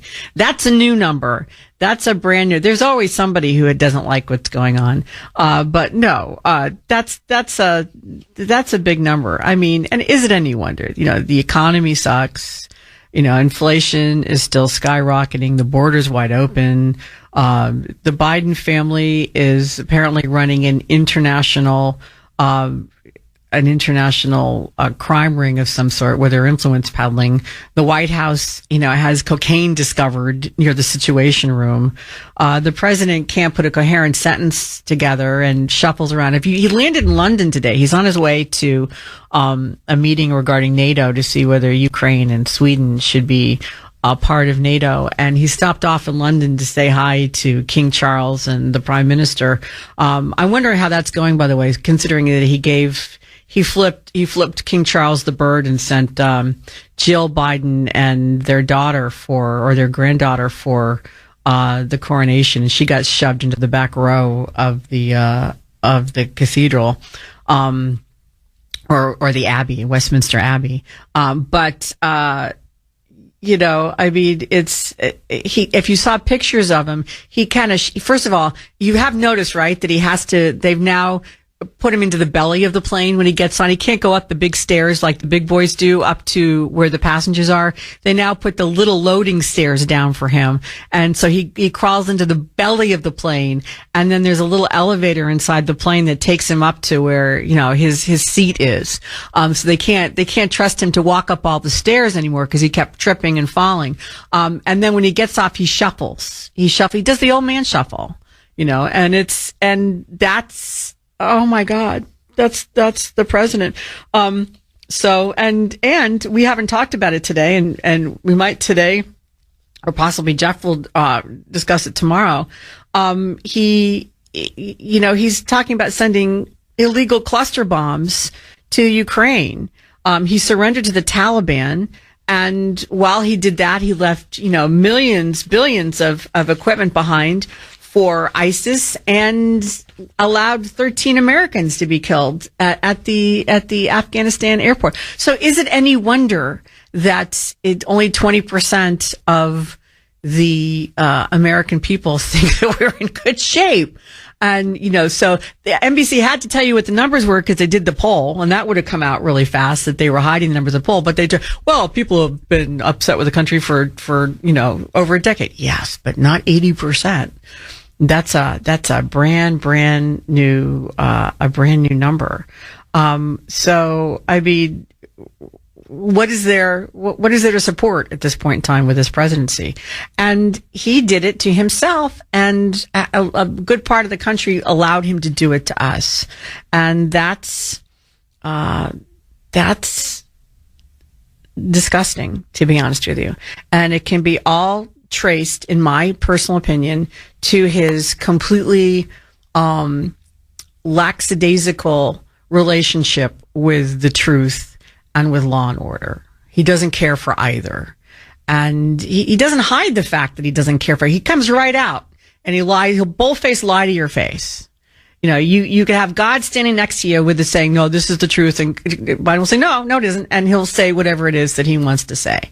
And when he doesn't like the law, he says the court's wrong, or he's going to do it anyway, or it's going to take the court a while to respond. So he's going to do it while they work it out. I mean, this is what he does. And that is why we're in the shape we're in. It all trickles down. He says he hates trickle down economics.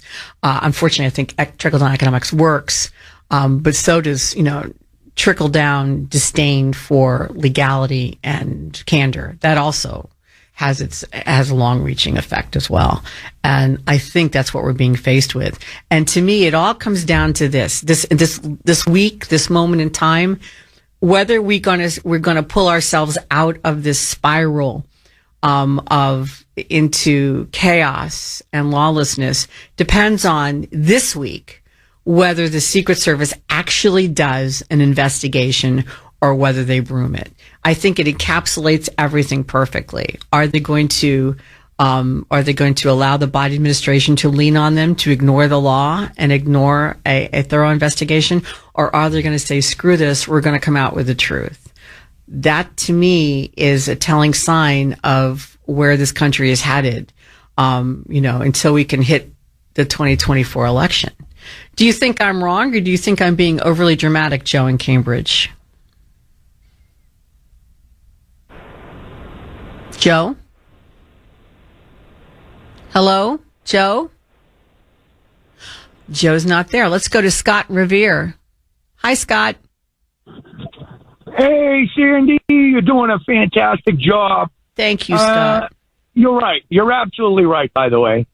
But I want to say one thing, though. I really think everybody knows what happened. The Secret Service, they all know whose it is, and we all, I think we all come to agree with whose coke it was. But I'm more worried about this president going overseas to Europe and trying to get the Ukraine into the European Union. Sandy, this guy's going to cause World War III and possibly a nuclear war. He's not actually, he's not doing that, Scott. The meeting he's going to is going over to discuss whether Ukraine should be in NATO. He doesn't think they're ready for NATO. He's actually come out and said No, he doesn't think that this meeting, they're not going to vote on this particular meeting, but it's just to discuss the issue. He says they're not ready to do it, to be honest with you. But he did say something that I found fascinating. And Mike, if you could switch over to the cuts that you did this morning regarding the Ukraine. He did say something really interesting. Besides just saying no, he doesn't think they're ready. He has a plan for them, which I thought was kind of surprise to me. First, he said that he's spoken to Zelensky, and well, I'll play this for you first. He says he's not the Ukraine is not ready for NATO. That's cut number 19, please. The big strategic issue is that Ukraine wants membership in NATO. Should it get membership in NATO? I don't think it's ready for membership in NATO, but here's the deal. I spent, as you know, a great deal of time trying to hold NATO together because I believe Putin has had an overwhelming objective from the time he launched 185,000 troops in Ukraine, and that was to break NATO. He was confident, in my view, and many of the intelligence community, he was confident he could break NATO. So holding NATO together is really critical. I don't think there is unanimity in NATO about whether or not to bring Ukraine into the NATO family now, at this moment, in the middle of a war. So he doesn't want to bring NATO in. But one of the things that he said that really took me, there was a bunch of things he said in that interview that took me by surprise. But another thing he said regarding NATO is that he spoke with Zelensky and told them that we would give them protection like Israel type security while they waited to become part of NATO. That's cut 19A, please, Mike. I've spoken with Zelensky at length about this. And one of the things I indicated is the United States would be ready to provide, while the process was going on, and it's going to take a while that process was going on, to provide security a la the security we provide for Israel, providing the weaponry, the capacity to defend themselves if there is an agreement, if there is a ceasefire, if there is a peace agreement. And so I think we can work it out, but I think it's premature to call for a vote, in now, because there's other qualifications that need to be met, including democratization and some of those issues. So, Scott, he's saying that we're going to foot the bill now. He doesn't want Ukraine in NATO yet, but we're going to foot the bill and pay for their security like we help Israel. I mean, who the hell said that was okay? Doesn't Congress have to basically, they control the purse strings. They're the ones who decide what we spend their money on. At what point has Congress said, yeah, let's pay for Ukraine security forevermore? Yep, that's worse. Sandy, you're right. What I just heard was far worse than them being in NATO. At least NATO would foot the bill. Yeah. You know what I mean? Now he wants us to foot the bill. Yeah. Yeah. So this it's like, is for real. Oh my God. He's ruining our country fast. Yeah, I agree with you, Scott. He is ruining our country fast. But this just goes along with he's going to do whatever he wants to do, whether it's legal, whether Congress agrees with it, whether we agree. He doesn't care. He just wants to do what he's going to do. That's the attitude that has gotten us where we are today. It's interesting to me. We're talking about the mayhem and the chaos that has ensued in this country, and I think it all stems from the progressive disdain for law and order and trying to tear our society down. And that's embodied in the Biden administration. Our text number is 70470 617. Says, Sandy, do you think that the release of the 911 call about the cocaine, the whistleblowers, the text by Hunter are all part of the Democrats taking out Joe Biden's candidacy? He will lose a fair election, and they know it. Biden's criminal behavior is well documented. Political influence has been being sold by the Bidens for years. Books have been written about it. I think the Republicans are just being used as pawns by the administrative state, i.e. the Democrats. Republicans have known about Biden for years, too. Hello, Gavin Newsom. Yes, we've known about, Republicans have known about Biden, but they didn't vote for him. It's the Democrats who were naive and who thought that he was what he portrayed himself to be a kindly, moral, moderate Democrat. And those who have dealt with him personally knew better. And those who have dealt across the aisle from him knew better as well. I think the 911 call is someone trying to take Biden out, to take his candidacy out. Someone who'd had enough of being, I think it's someone within the White House who'd just had enough of what's going on. But I don't think Newsom is the answer. California, is a freaking mess. If you have looked at it, it's one of the worst states in the union right now. And in fact, Gavin Newsom barely recently survived a recall vote. So I don't think it'll be Gavin Newsom if they replace him. I think I think the guy who's going to pop his head up out of the sand as we get closer to an actual actual convention is probably going to be RFK Jr. I think he has a better shot at it, but the progressives don't like him because he doesn't believe in government overreach and big government. He has progressive tendencies. He has certain things he's very progressive about. Make no mistake about it. He is a progressive Democrat, but he has certain, on various issues, he's very center to center right. One of which is vaccines, one of which is, big government. One of which is Ukraine. I mean, so he's very interesting. He's a very interesting candidate from many perspectives, but he is a combination of progressive and moderate. It just depends on what issues that you're dealing with him on. Whether he's trustworthy or not is anybody's guess. I don't know.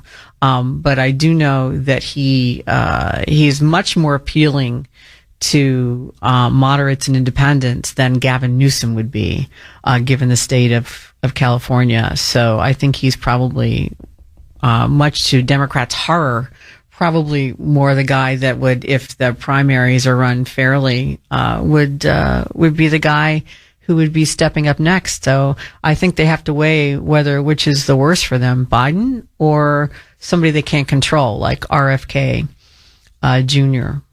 So it'll certainly be interesting as we get closer and closer to 2020. But to me, it's very interesting that this administration, which is so rampant with corruption and lying and just lawlessness. I keep using that term, but there's no other word that really applies. Is what we are left with after the president. Of course, he lied yet again. Told us in the beginning that his administration was going to be we were going to bring back prosperity and morality and decency, and these were going to be the watchwords of his administration. Do you remember? It was a famous tweet that he made early. I think he made it right around the actual election in 2020. He said, he tweeted out, "We need to restore honor and decency to the White House." And that was what he was running on. That was what his campaign was about. That's what he wanted to bring back. And that's what he was trying to convince everybody that he was going to do. And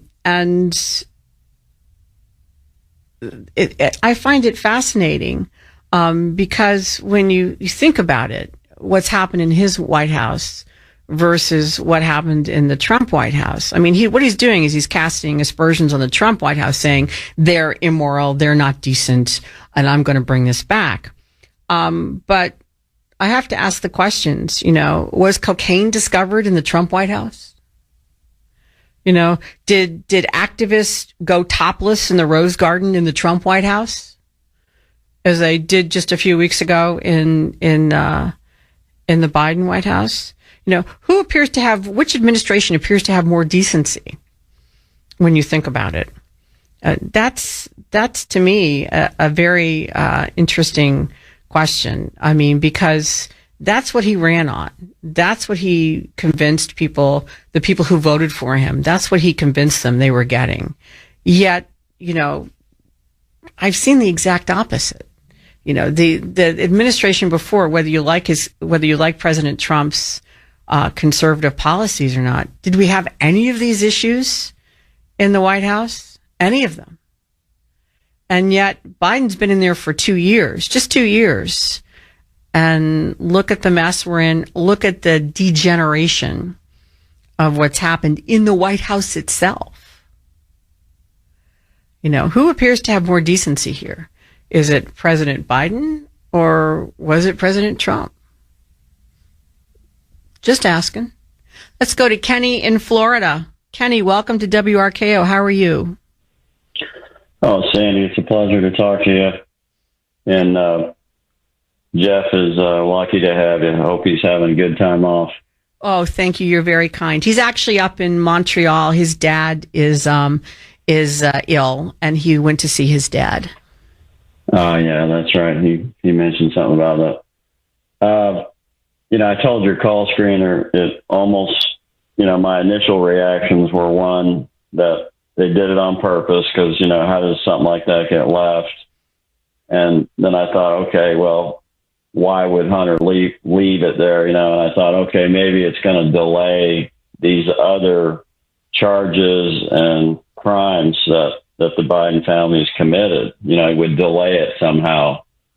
As long as it doesn't delay that, these other allegations, with the bank records that they have all those bank records with all the LLCs. They have all this evidence. It kind of almost makes what happened here seem like a little tiny problem in some ways, but I know that's not necessarily the case. When you're talking about, I guess they call rice and a weapon of mass destruction or something, obviously they would have probably found it. And, it's obvious that they let the family go in the back way, so they don't really even get, patted down and stuff like that. So it obviously probably was a mistake, but still, that he left it, but you still wonder, is this just an attention drawer to, hey, look the other way here and buy some time?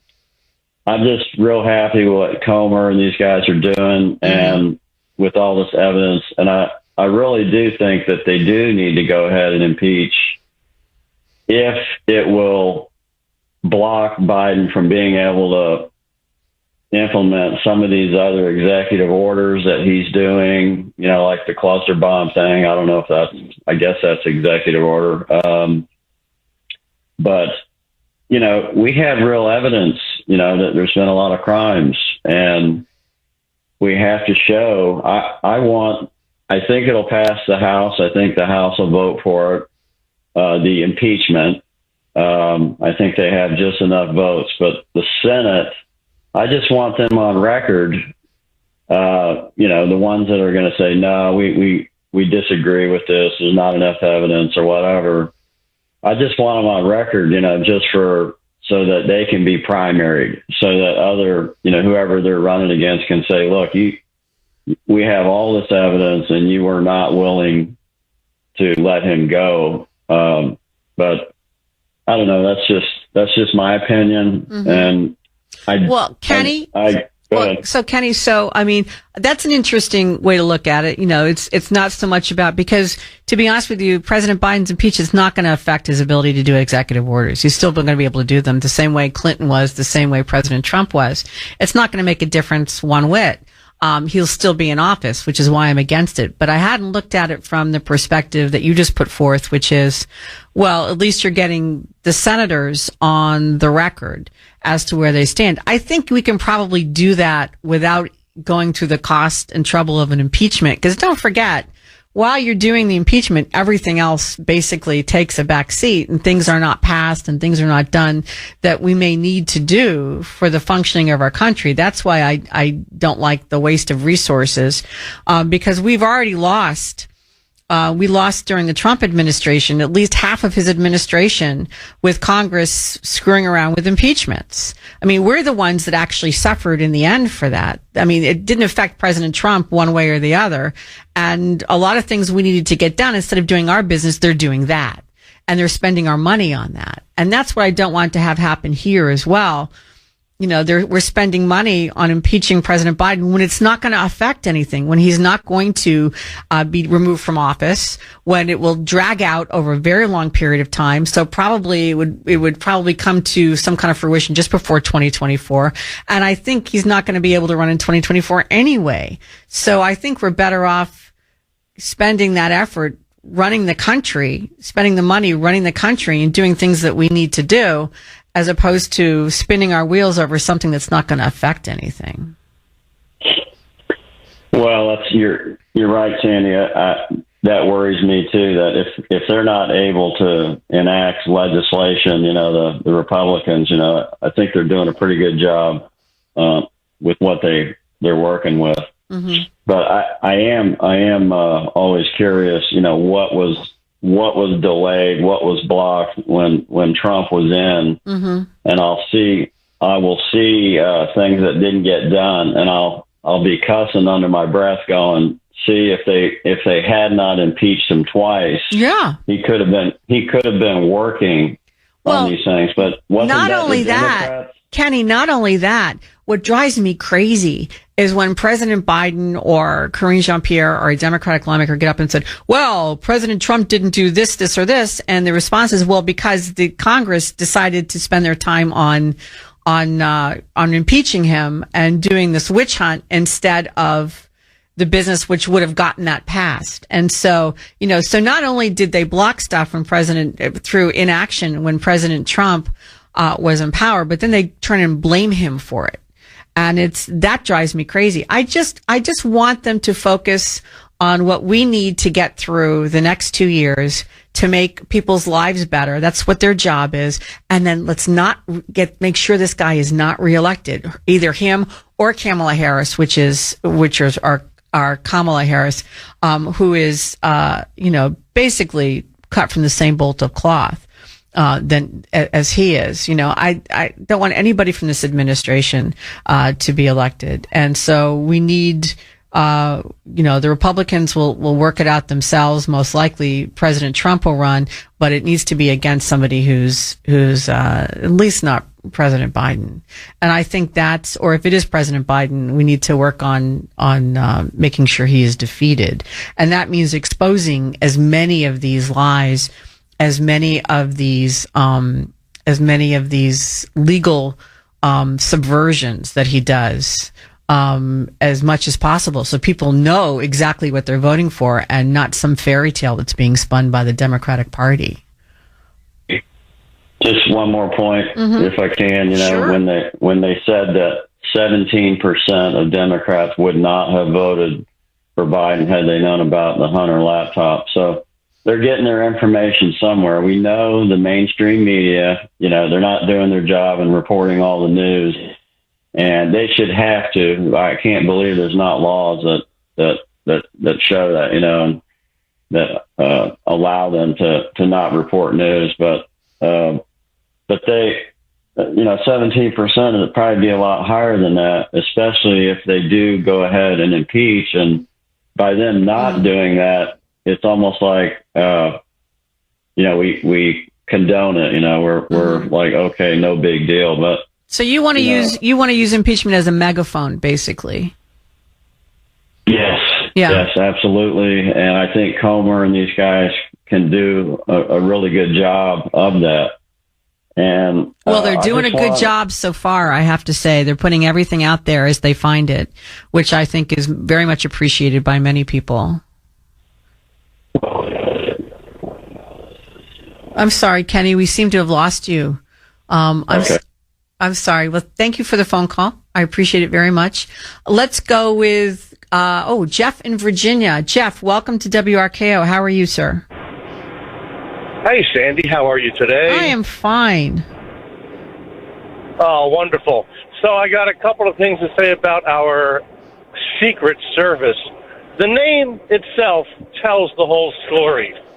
If something goes on about the right or Donald Trump or anything with a Republican, it's open knowledge for everybody, and they do it as lightning fast as they can.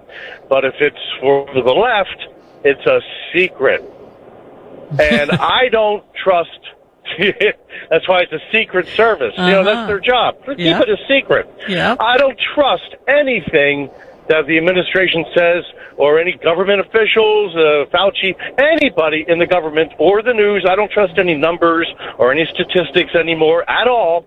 And you said that the Secret Service is saying that they're going to wrap up the investigation within a week. Mm-hmm. So my plan, my idea of that is if they're going to wrap it up within a week, what they're going to do is say, well, we have lifted partial prints from the bag, and through extensive investigation, we have determined that this does not belong to Joe Biden or Hunter Biden. They're lying. Everybody lies.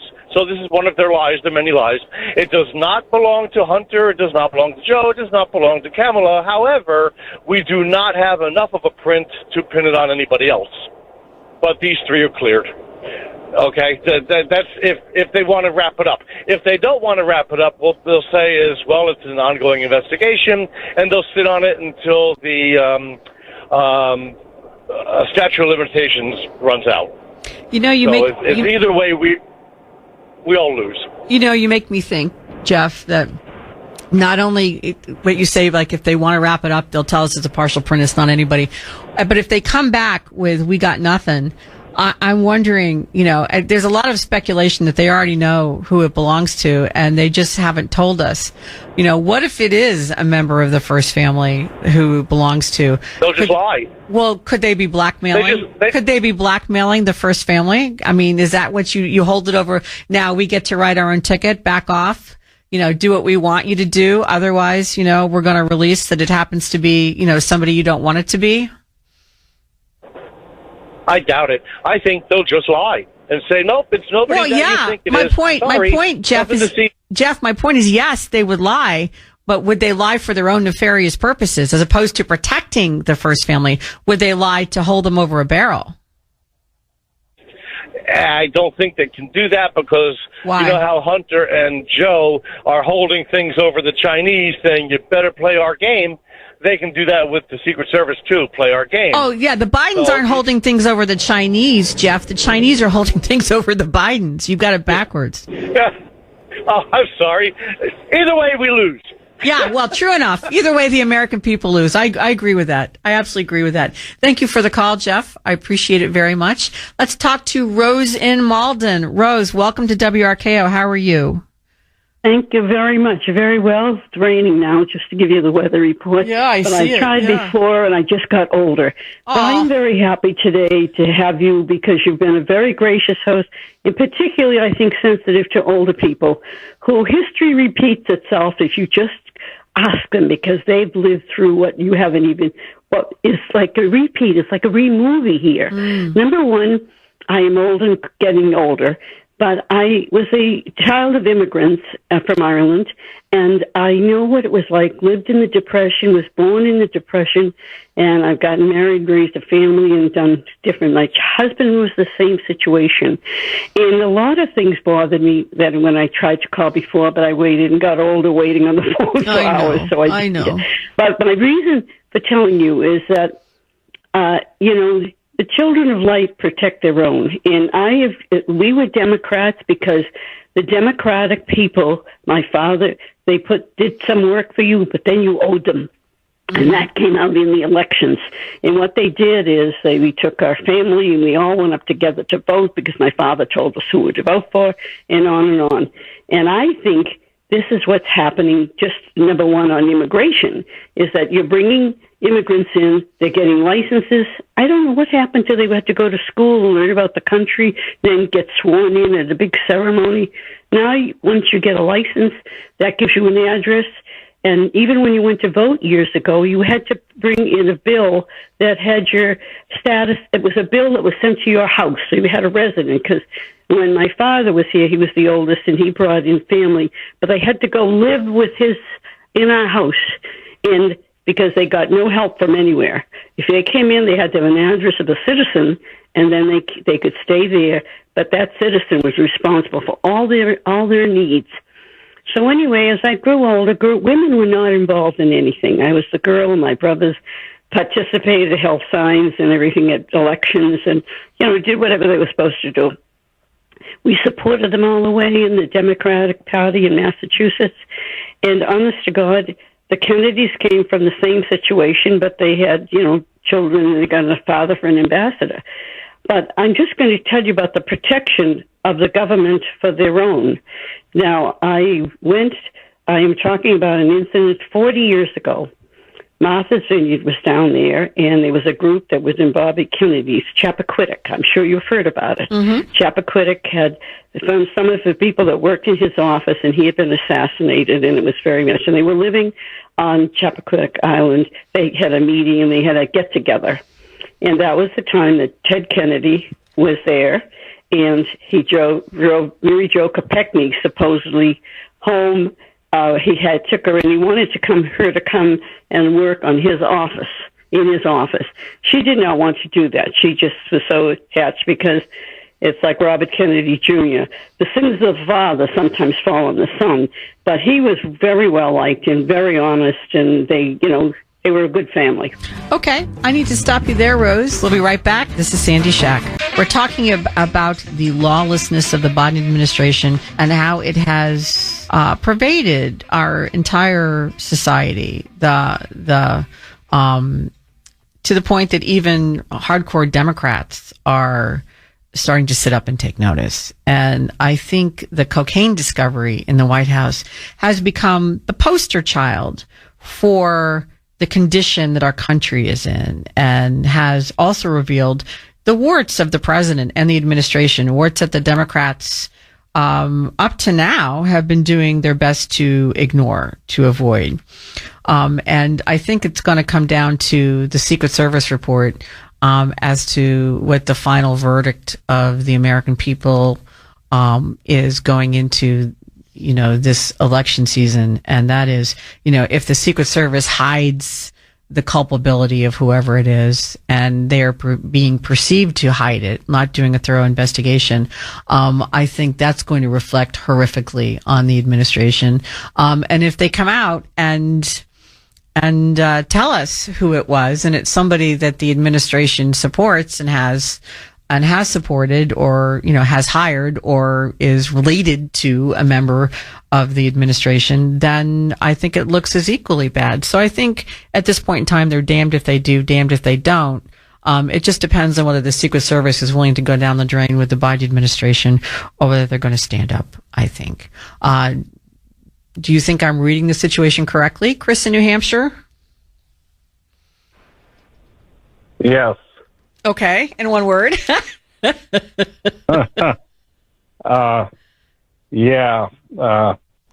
This guy is so crooked, and he's trying to divert attention away from his son, to protect him or whatever he's up to. It's all crooked.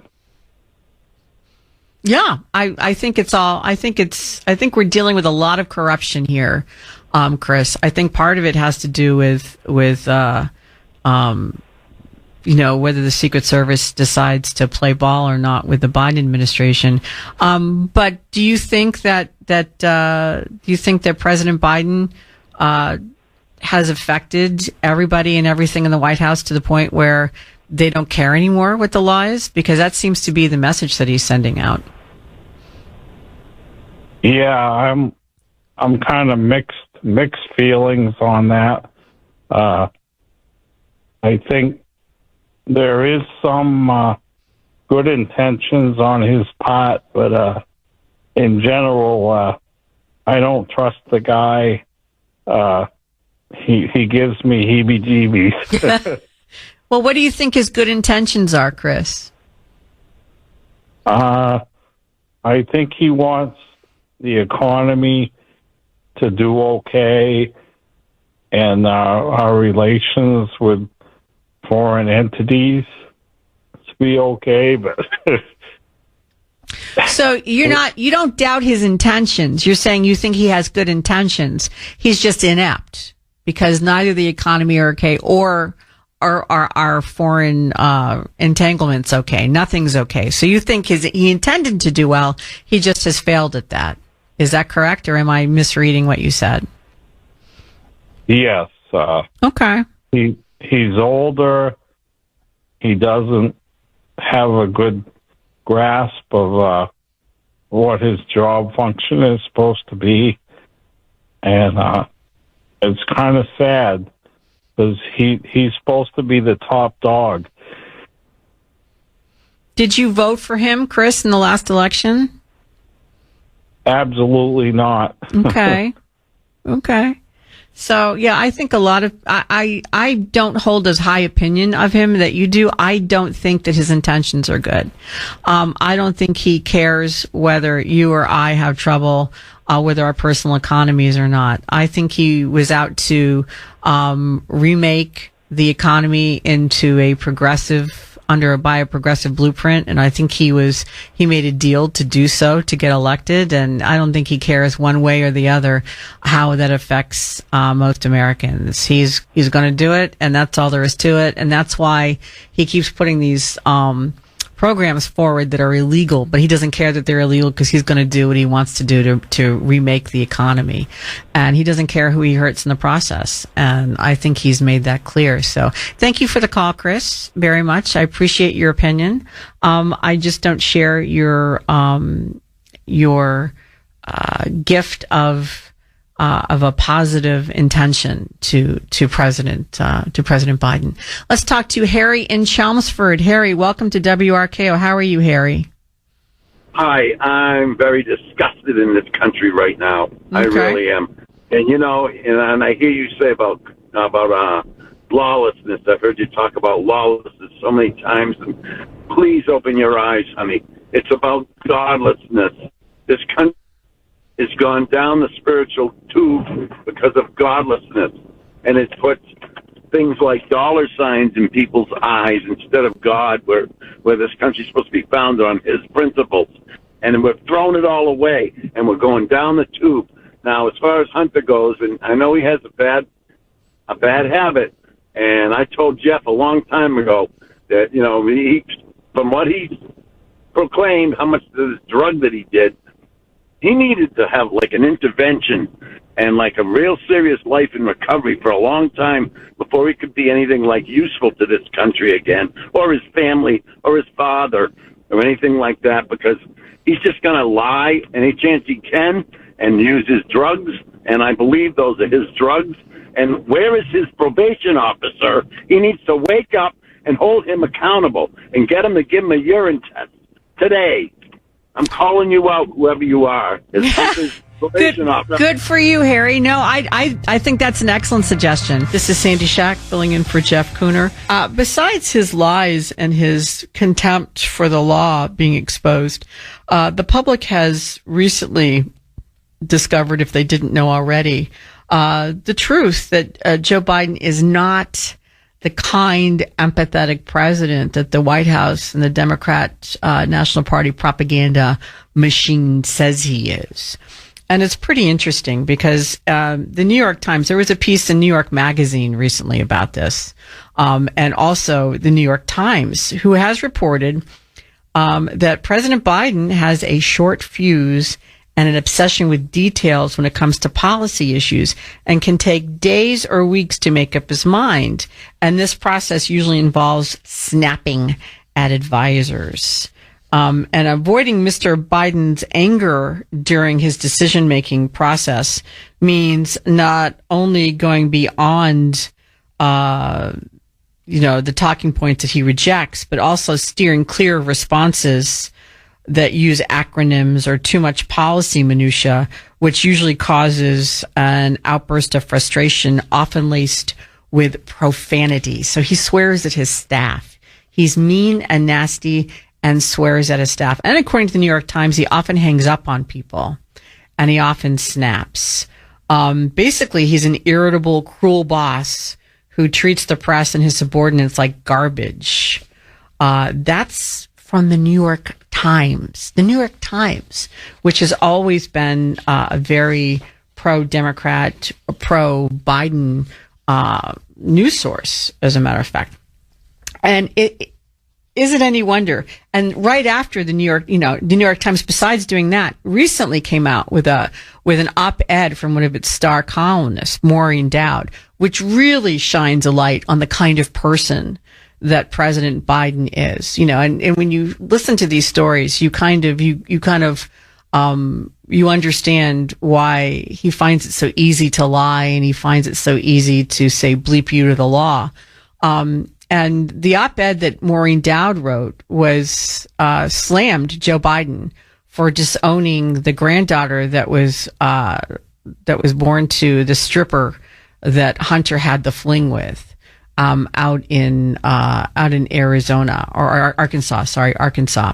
What Maureen Dowd did was share a letter written to Biden by her sister Peggy, who was a Republican voter who actually liked the president, so much so that she had voted for him in 2020. But Peggy Dowd, Maureen's sister, has been appalled by the president's refusal to acknowledge his 4-year-old's granddaughter, Navy Joan Roberts. Her mom, Navy Joan Roberts' mom, is London. She got pregnant after a fling with Hunter. And the president, I don't know if you remember this, we had played the cut, infamously said earlier this year that he only has 6 grandchildren, completely ignoring Navy Joan, who would be his 7th grandchild. And so, I mean, that's heartbreaking, don't you think? That's happening to this little girl, that he won't acknowledge her, that Hunter, just had his ass drawn into a big fight out in Arkansas because he wasn't paying for his child, his little girl. And Dowd even suggests that the president's behavior is going to result in this little girl being bullied at school, knowing that her father and paternal grandparents want nothing to do with her is going to, cause some serious issues. And I mean, this is really heartbreaking that there's a little girl. You don't have to hang with the mom. I understand if you think the mom is somebody that you don't like, if you, for whatever reason, I mean, do they even know her? Did they even make an effort to get to know her? Or know anything about her? But if they just decide that she's not up to snuff, they don't want to get to know her. Okay, that's their choice. I think it's unpleasant, but that's their choice. But this is a child.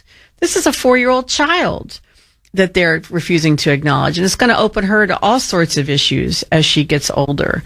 So is Joe Biden cruel? Is he more than just, a jackass that swears and snaps at his staff? Is he actually a cruel, mean, nasty man? Which is not the person that they put out there. Remember, this was supposed to be a transparent guy. He's going to bring decency back into the White House. He's empathetic. Every chance he gets, he brings up his son Beau and how horrible that was. And I have no doubt that it was horrible. But he tries to be empathetic and draw a line or a parallel line between whatever grief that you were going through, wherever he's talking to is going through, and his loss of his son.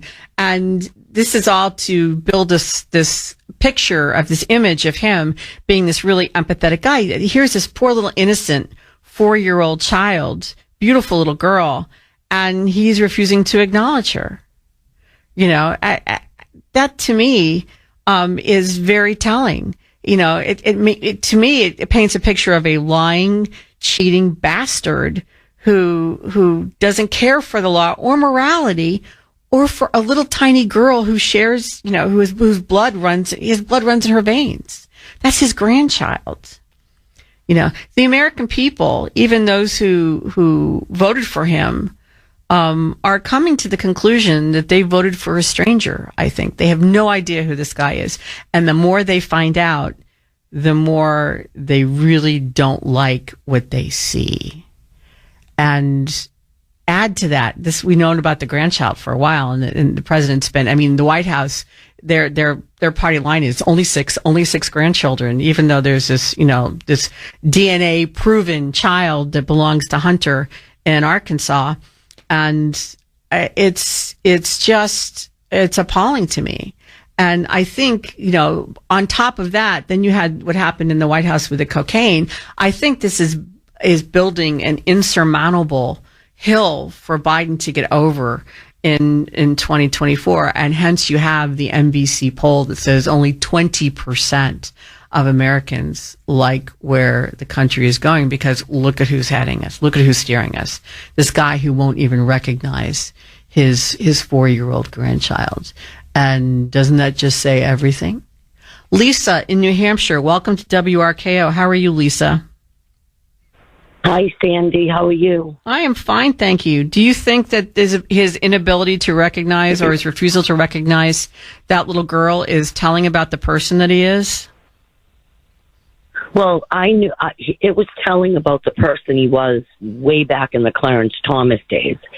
So anybody who he didn't have a granddaughter back in the Clarence Thomas days. I'm just saying, But that's his character, though. Well, that's what I'm saying. Isn't this something that really points to his character? The fact that he won't recognize his grandchild. Because his character hasn't changed in 30 years. I mean, he showed us who he was back then, and when people show you, you believe them. So I'm not shocked that he hasn't acknowledged the granddaughter, because he's a horrible person. But then, Lisa, you didn't vote for him, I'm guessing, either. I'm positing the fact that things like this are starting to add up for the people who did support him.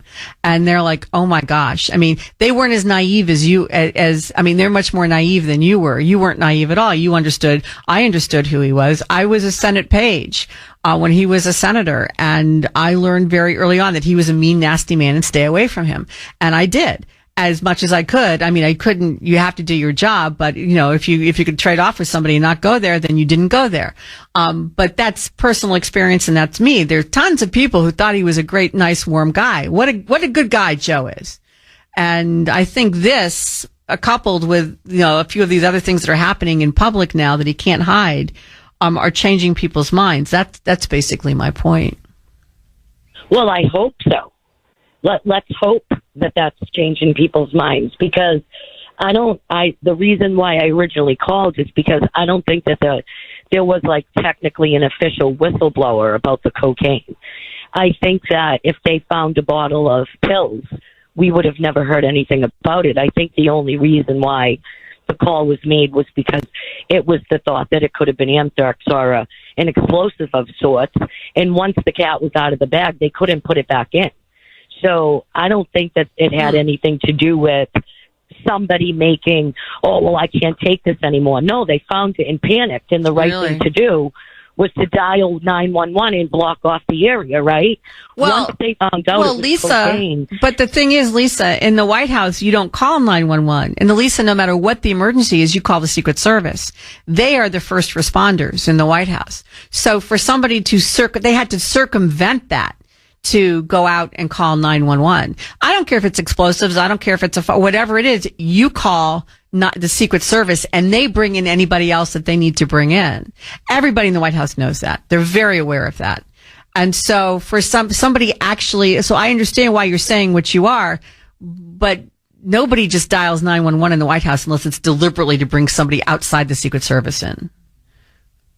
But can I ask a question? Sure. Do we know whether or not the Secret Service was called simultaneously? They or were Secret not. Service?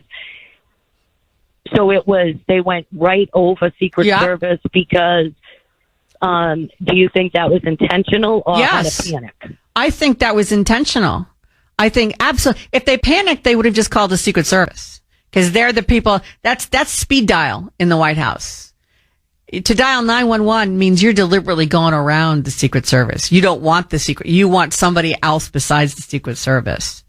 That's why I think whoever did it, I understand if that weren't true, I would agree with you probably. But in this case, they were deliberately cutting out the Secret Service. So that's what I think happened. So I think somebody's had enough. The disrespect or I would say, actually, I think a better word is disgust. The disgust with Joe Biden is starting to trickle over to his high-profile supporters too, which is a really good thing to see.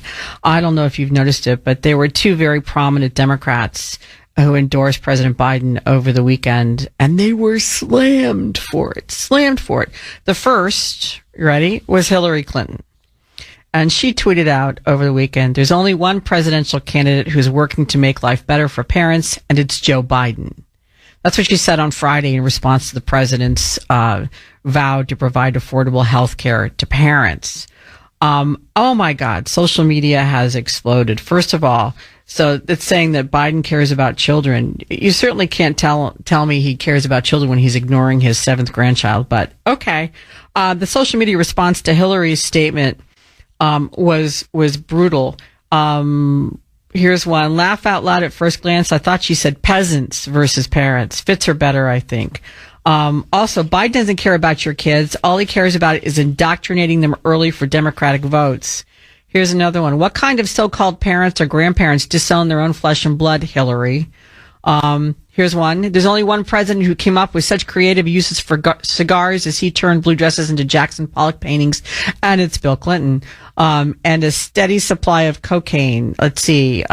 Making life better for parents when he doesn't even acknowledge his own grandchild. Yeah, they were not happy. This is just across the board. I didn't see anything that was positive for her, in that respect. And then the other one that came out that was interesting was Alexandria Ocasio-Cortez, AOC, who is the New York's congresswoman and a member of the squad, the progressive squad in Congress. She endorsed Joe Biden last week and was met with vitriol from past loyal supporters who believes she sold out to the mainstream. She was on a podcast over the weekend, and she said yes, she supports Joe Biden. And social media response to her was swift, very swift and very vicious. And these are from progressives who don't like the idea of supporting Joe Biden. They think that AOC has moved away from her core mission. One of the former senior staffer to Senator Bernie Sanders said endorsing Joe Biden now is a betrayal of progressive interests. It was true of Bernie Sanders' endorsement, and it's now true of AOC. Here's another one. Most Democrats don't want Biden to run. Bernie and AOC are tragically out of step with the movement and the moment. She's a con and fraud who lied her way to DC. It's a shame that so-called leftists will support this tool.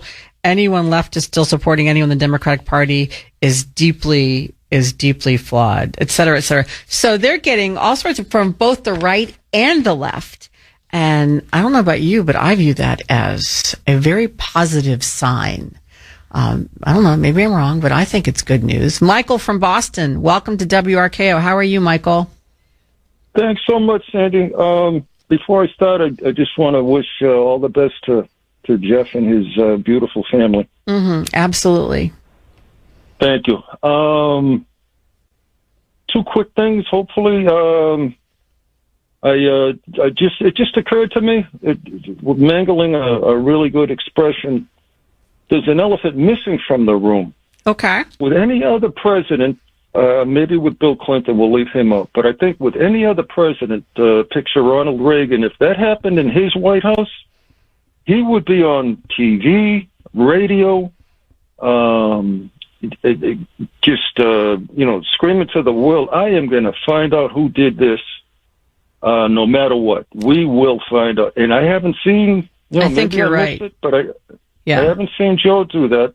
I think you're absolutely right. I think that's exactly what we would see if, and not only that, I think we would have seen that with any other president, not just Ronald Reagan. I think any other president would have said, we'll find out, we'll get to the bottom of it right away. Oh, can I say one last thing? You sure could. Hopefully it'll put a smile on some faces. Okay. I listened last week and I heard Andy call in. I hadn't heard her in so long, and it was so nice. Oh, that's nice. Well, and then I started thinking about Jeff, and I'm kind of concerned because I think I'm beginning to think of him in a sexual way. Oh. I'm sure he would appreciate that, baby. Michael. Carpe diem. Yeah, to you too, sir. Thank you for the call. And just along the same lines of what Michael was talking about any other president would scream out and shout and say, hey, are we going to get to the bottom of this? Karine Jean-Pierre was asked, I played this in the beginning of the show, but Karine Jean-Pierre was asked if the president has said, let's get to the bottom of this. And this was her response. Cut 32A, please, Michael. The president said, hey, let's get to the bottom of what happened here. Well, I just said that we have confidence that the Secret Service is going to get to the bottom of this. As you all know, the president follows all the reporting here, and he certainly was briefed by his staff on everything that we know so far. But the Secret Service is investigating this, is investigating what happened over the weekend, and we have confidence that they will get to the bottom of this. So, no, the president hasn't said, let's get to the bottom of this. She said he's been briefed. And then she goes to let the Secret Service do their job. Instead of saying, of course you said that. Again, there's a disconnect because they don't care what we think and they don't care what the impression is because they're not going to obey the law or tell us the truth anyway. That's basically my reading of the situation. Let's go to Ronnie in Boston. Ronnie, welcome to WRKO. How are you, Ronnie? Hey, Sandy, thank you so much for taking the call. Nobody believes for 1 second that the same people that can watch you and listen to you from space can't figure out how a Class A substance got into the most secure building on the face of the earth. The reason they won't fingerprint, the reason they're shifting where it was found, they're looking for a Christine Blasey Ford believe in something, even if it means everything's zealot, to be a patsy for this. That's what they're looking for. They're looking for a zealot to pin this on because they know they have to put a face to this. Because if you just say, yeah, we just may never know what happened, everybody knows what really happened. It belongs to Hunter. It's Occam's razor 2.0. So they have to put a face to it. And you're talking about all this leftist hate towards the president. I mean, this is just the icing on the cake. They've lost Roe v. Wade under this guy. They've lost affirmative action under this guy. They've lost student loan debt forgiveness under this guy. They've lost alphabet mafia coercing businesses under this guy. All of their core issues. They didn't lose all this under Trump, Sandy. They lost this under Biden. They did, Ronnie. And here's hoping that translates into 2024 to a disaster for President Biden because nobody deserves it more than he does. Jeff Kuhner will be back tomorrow. This is Sandy Shack. This is the Kuhner Report.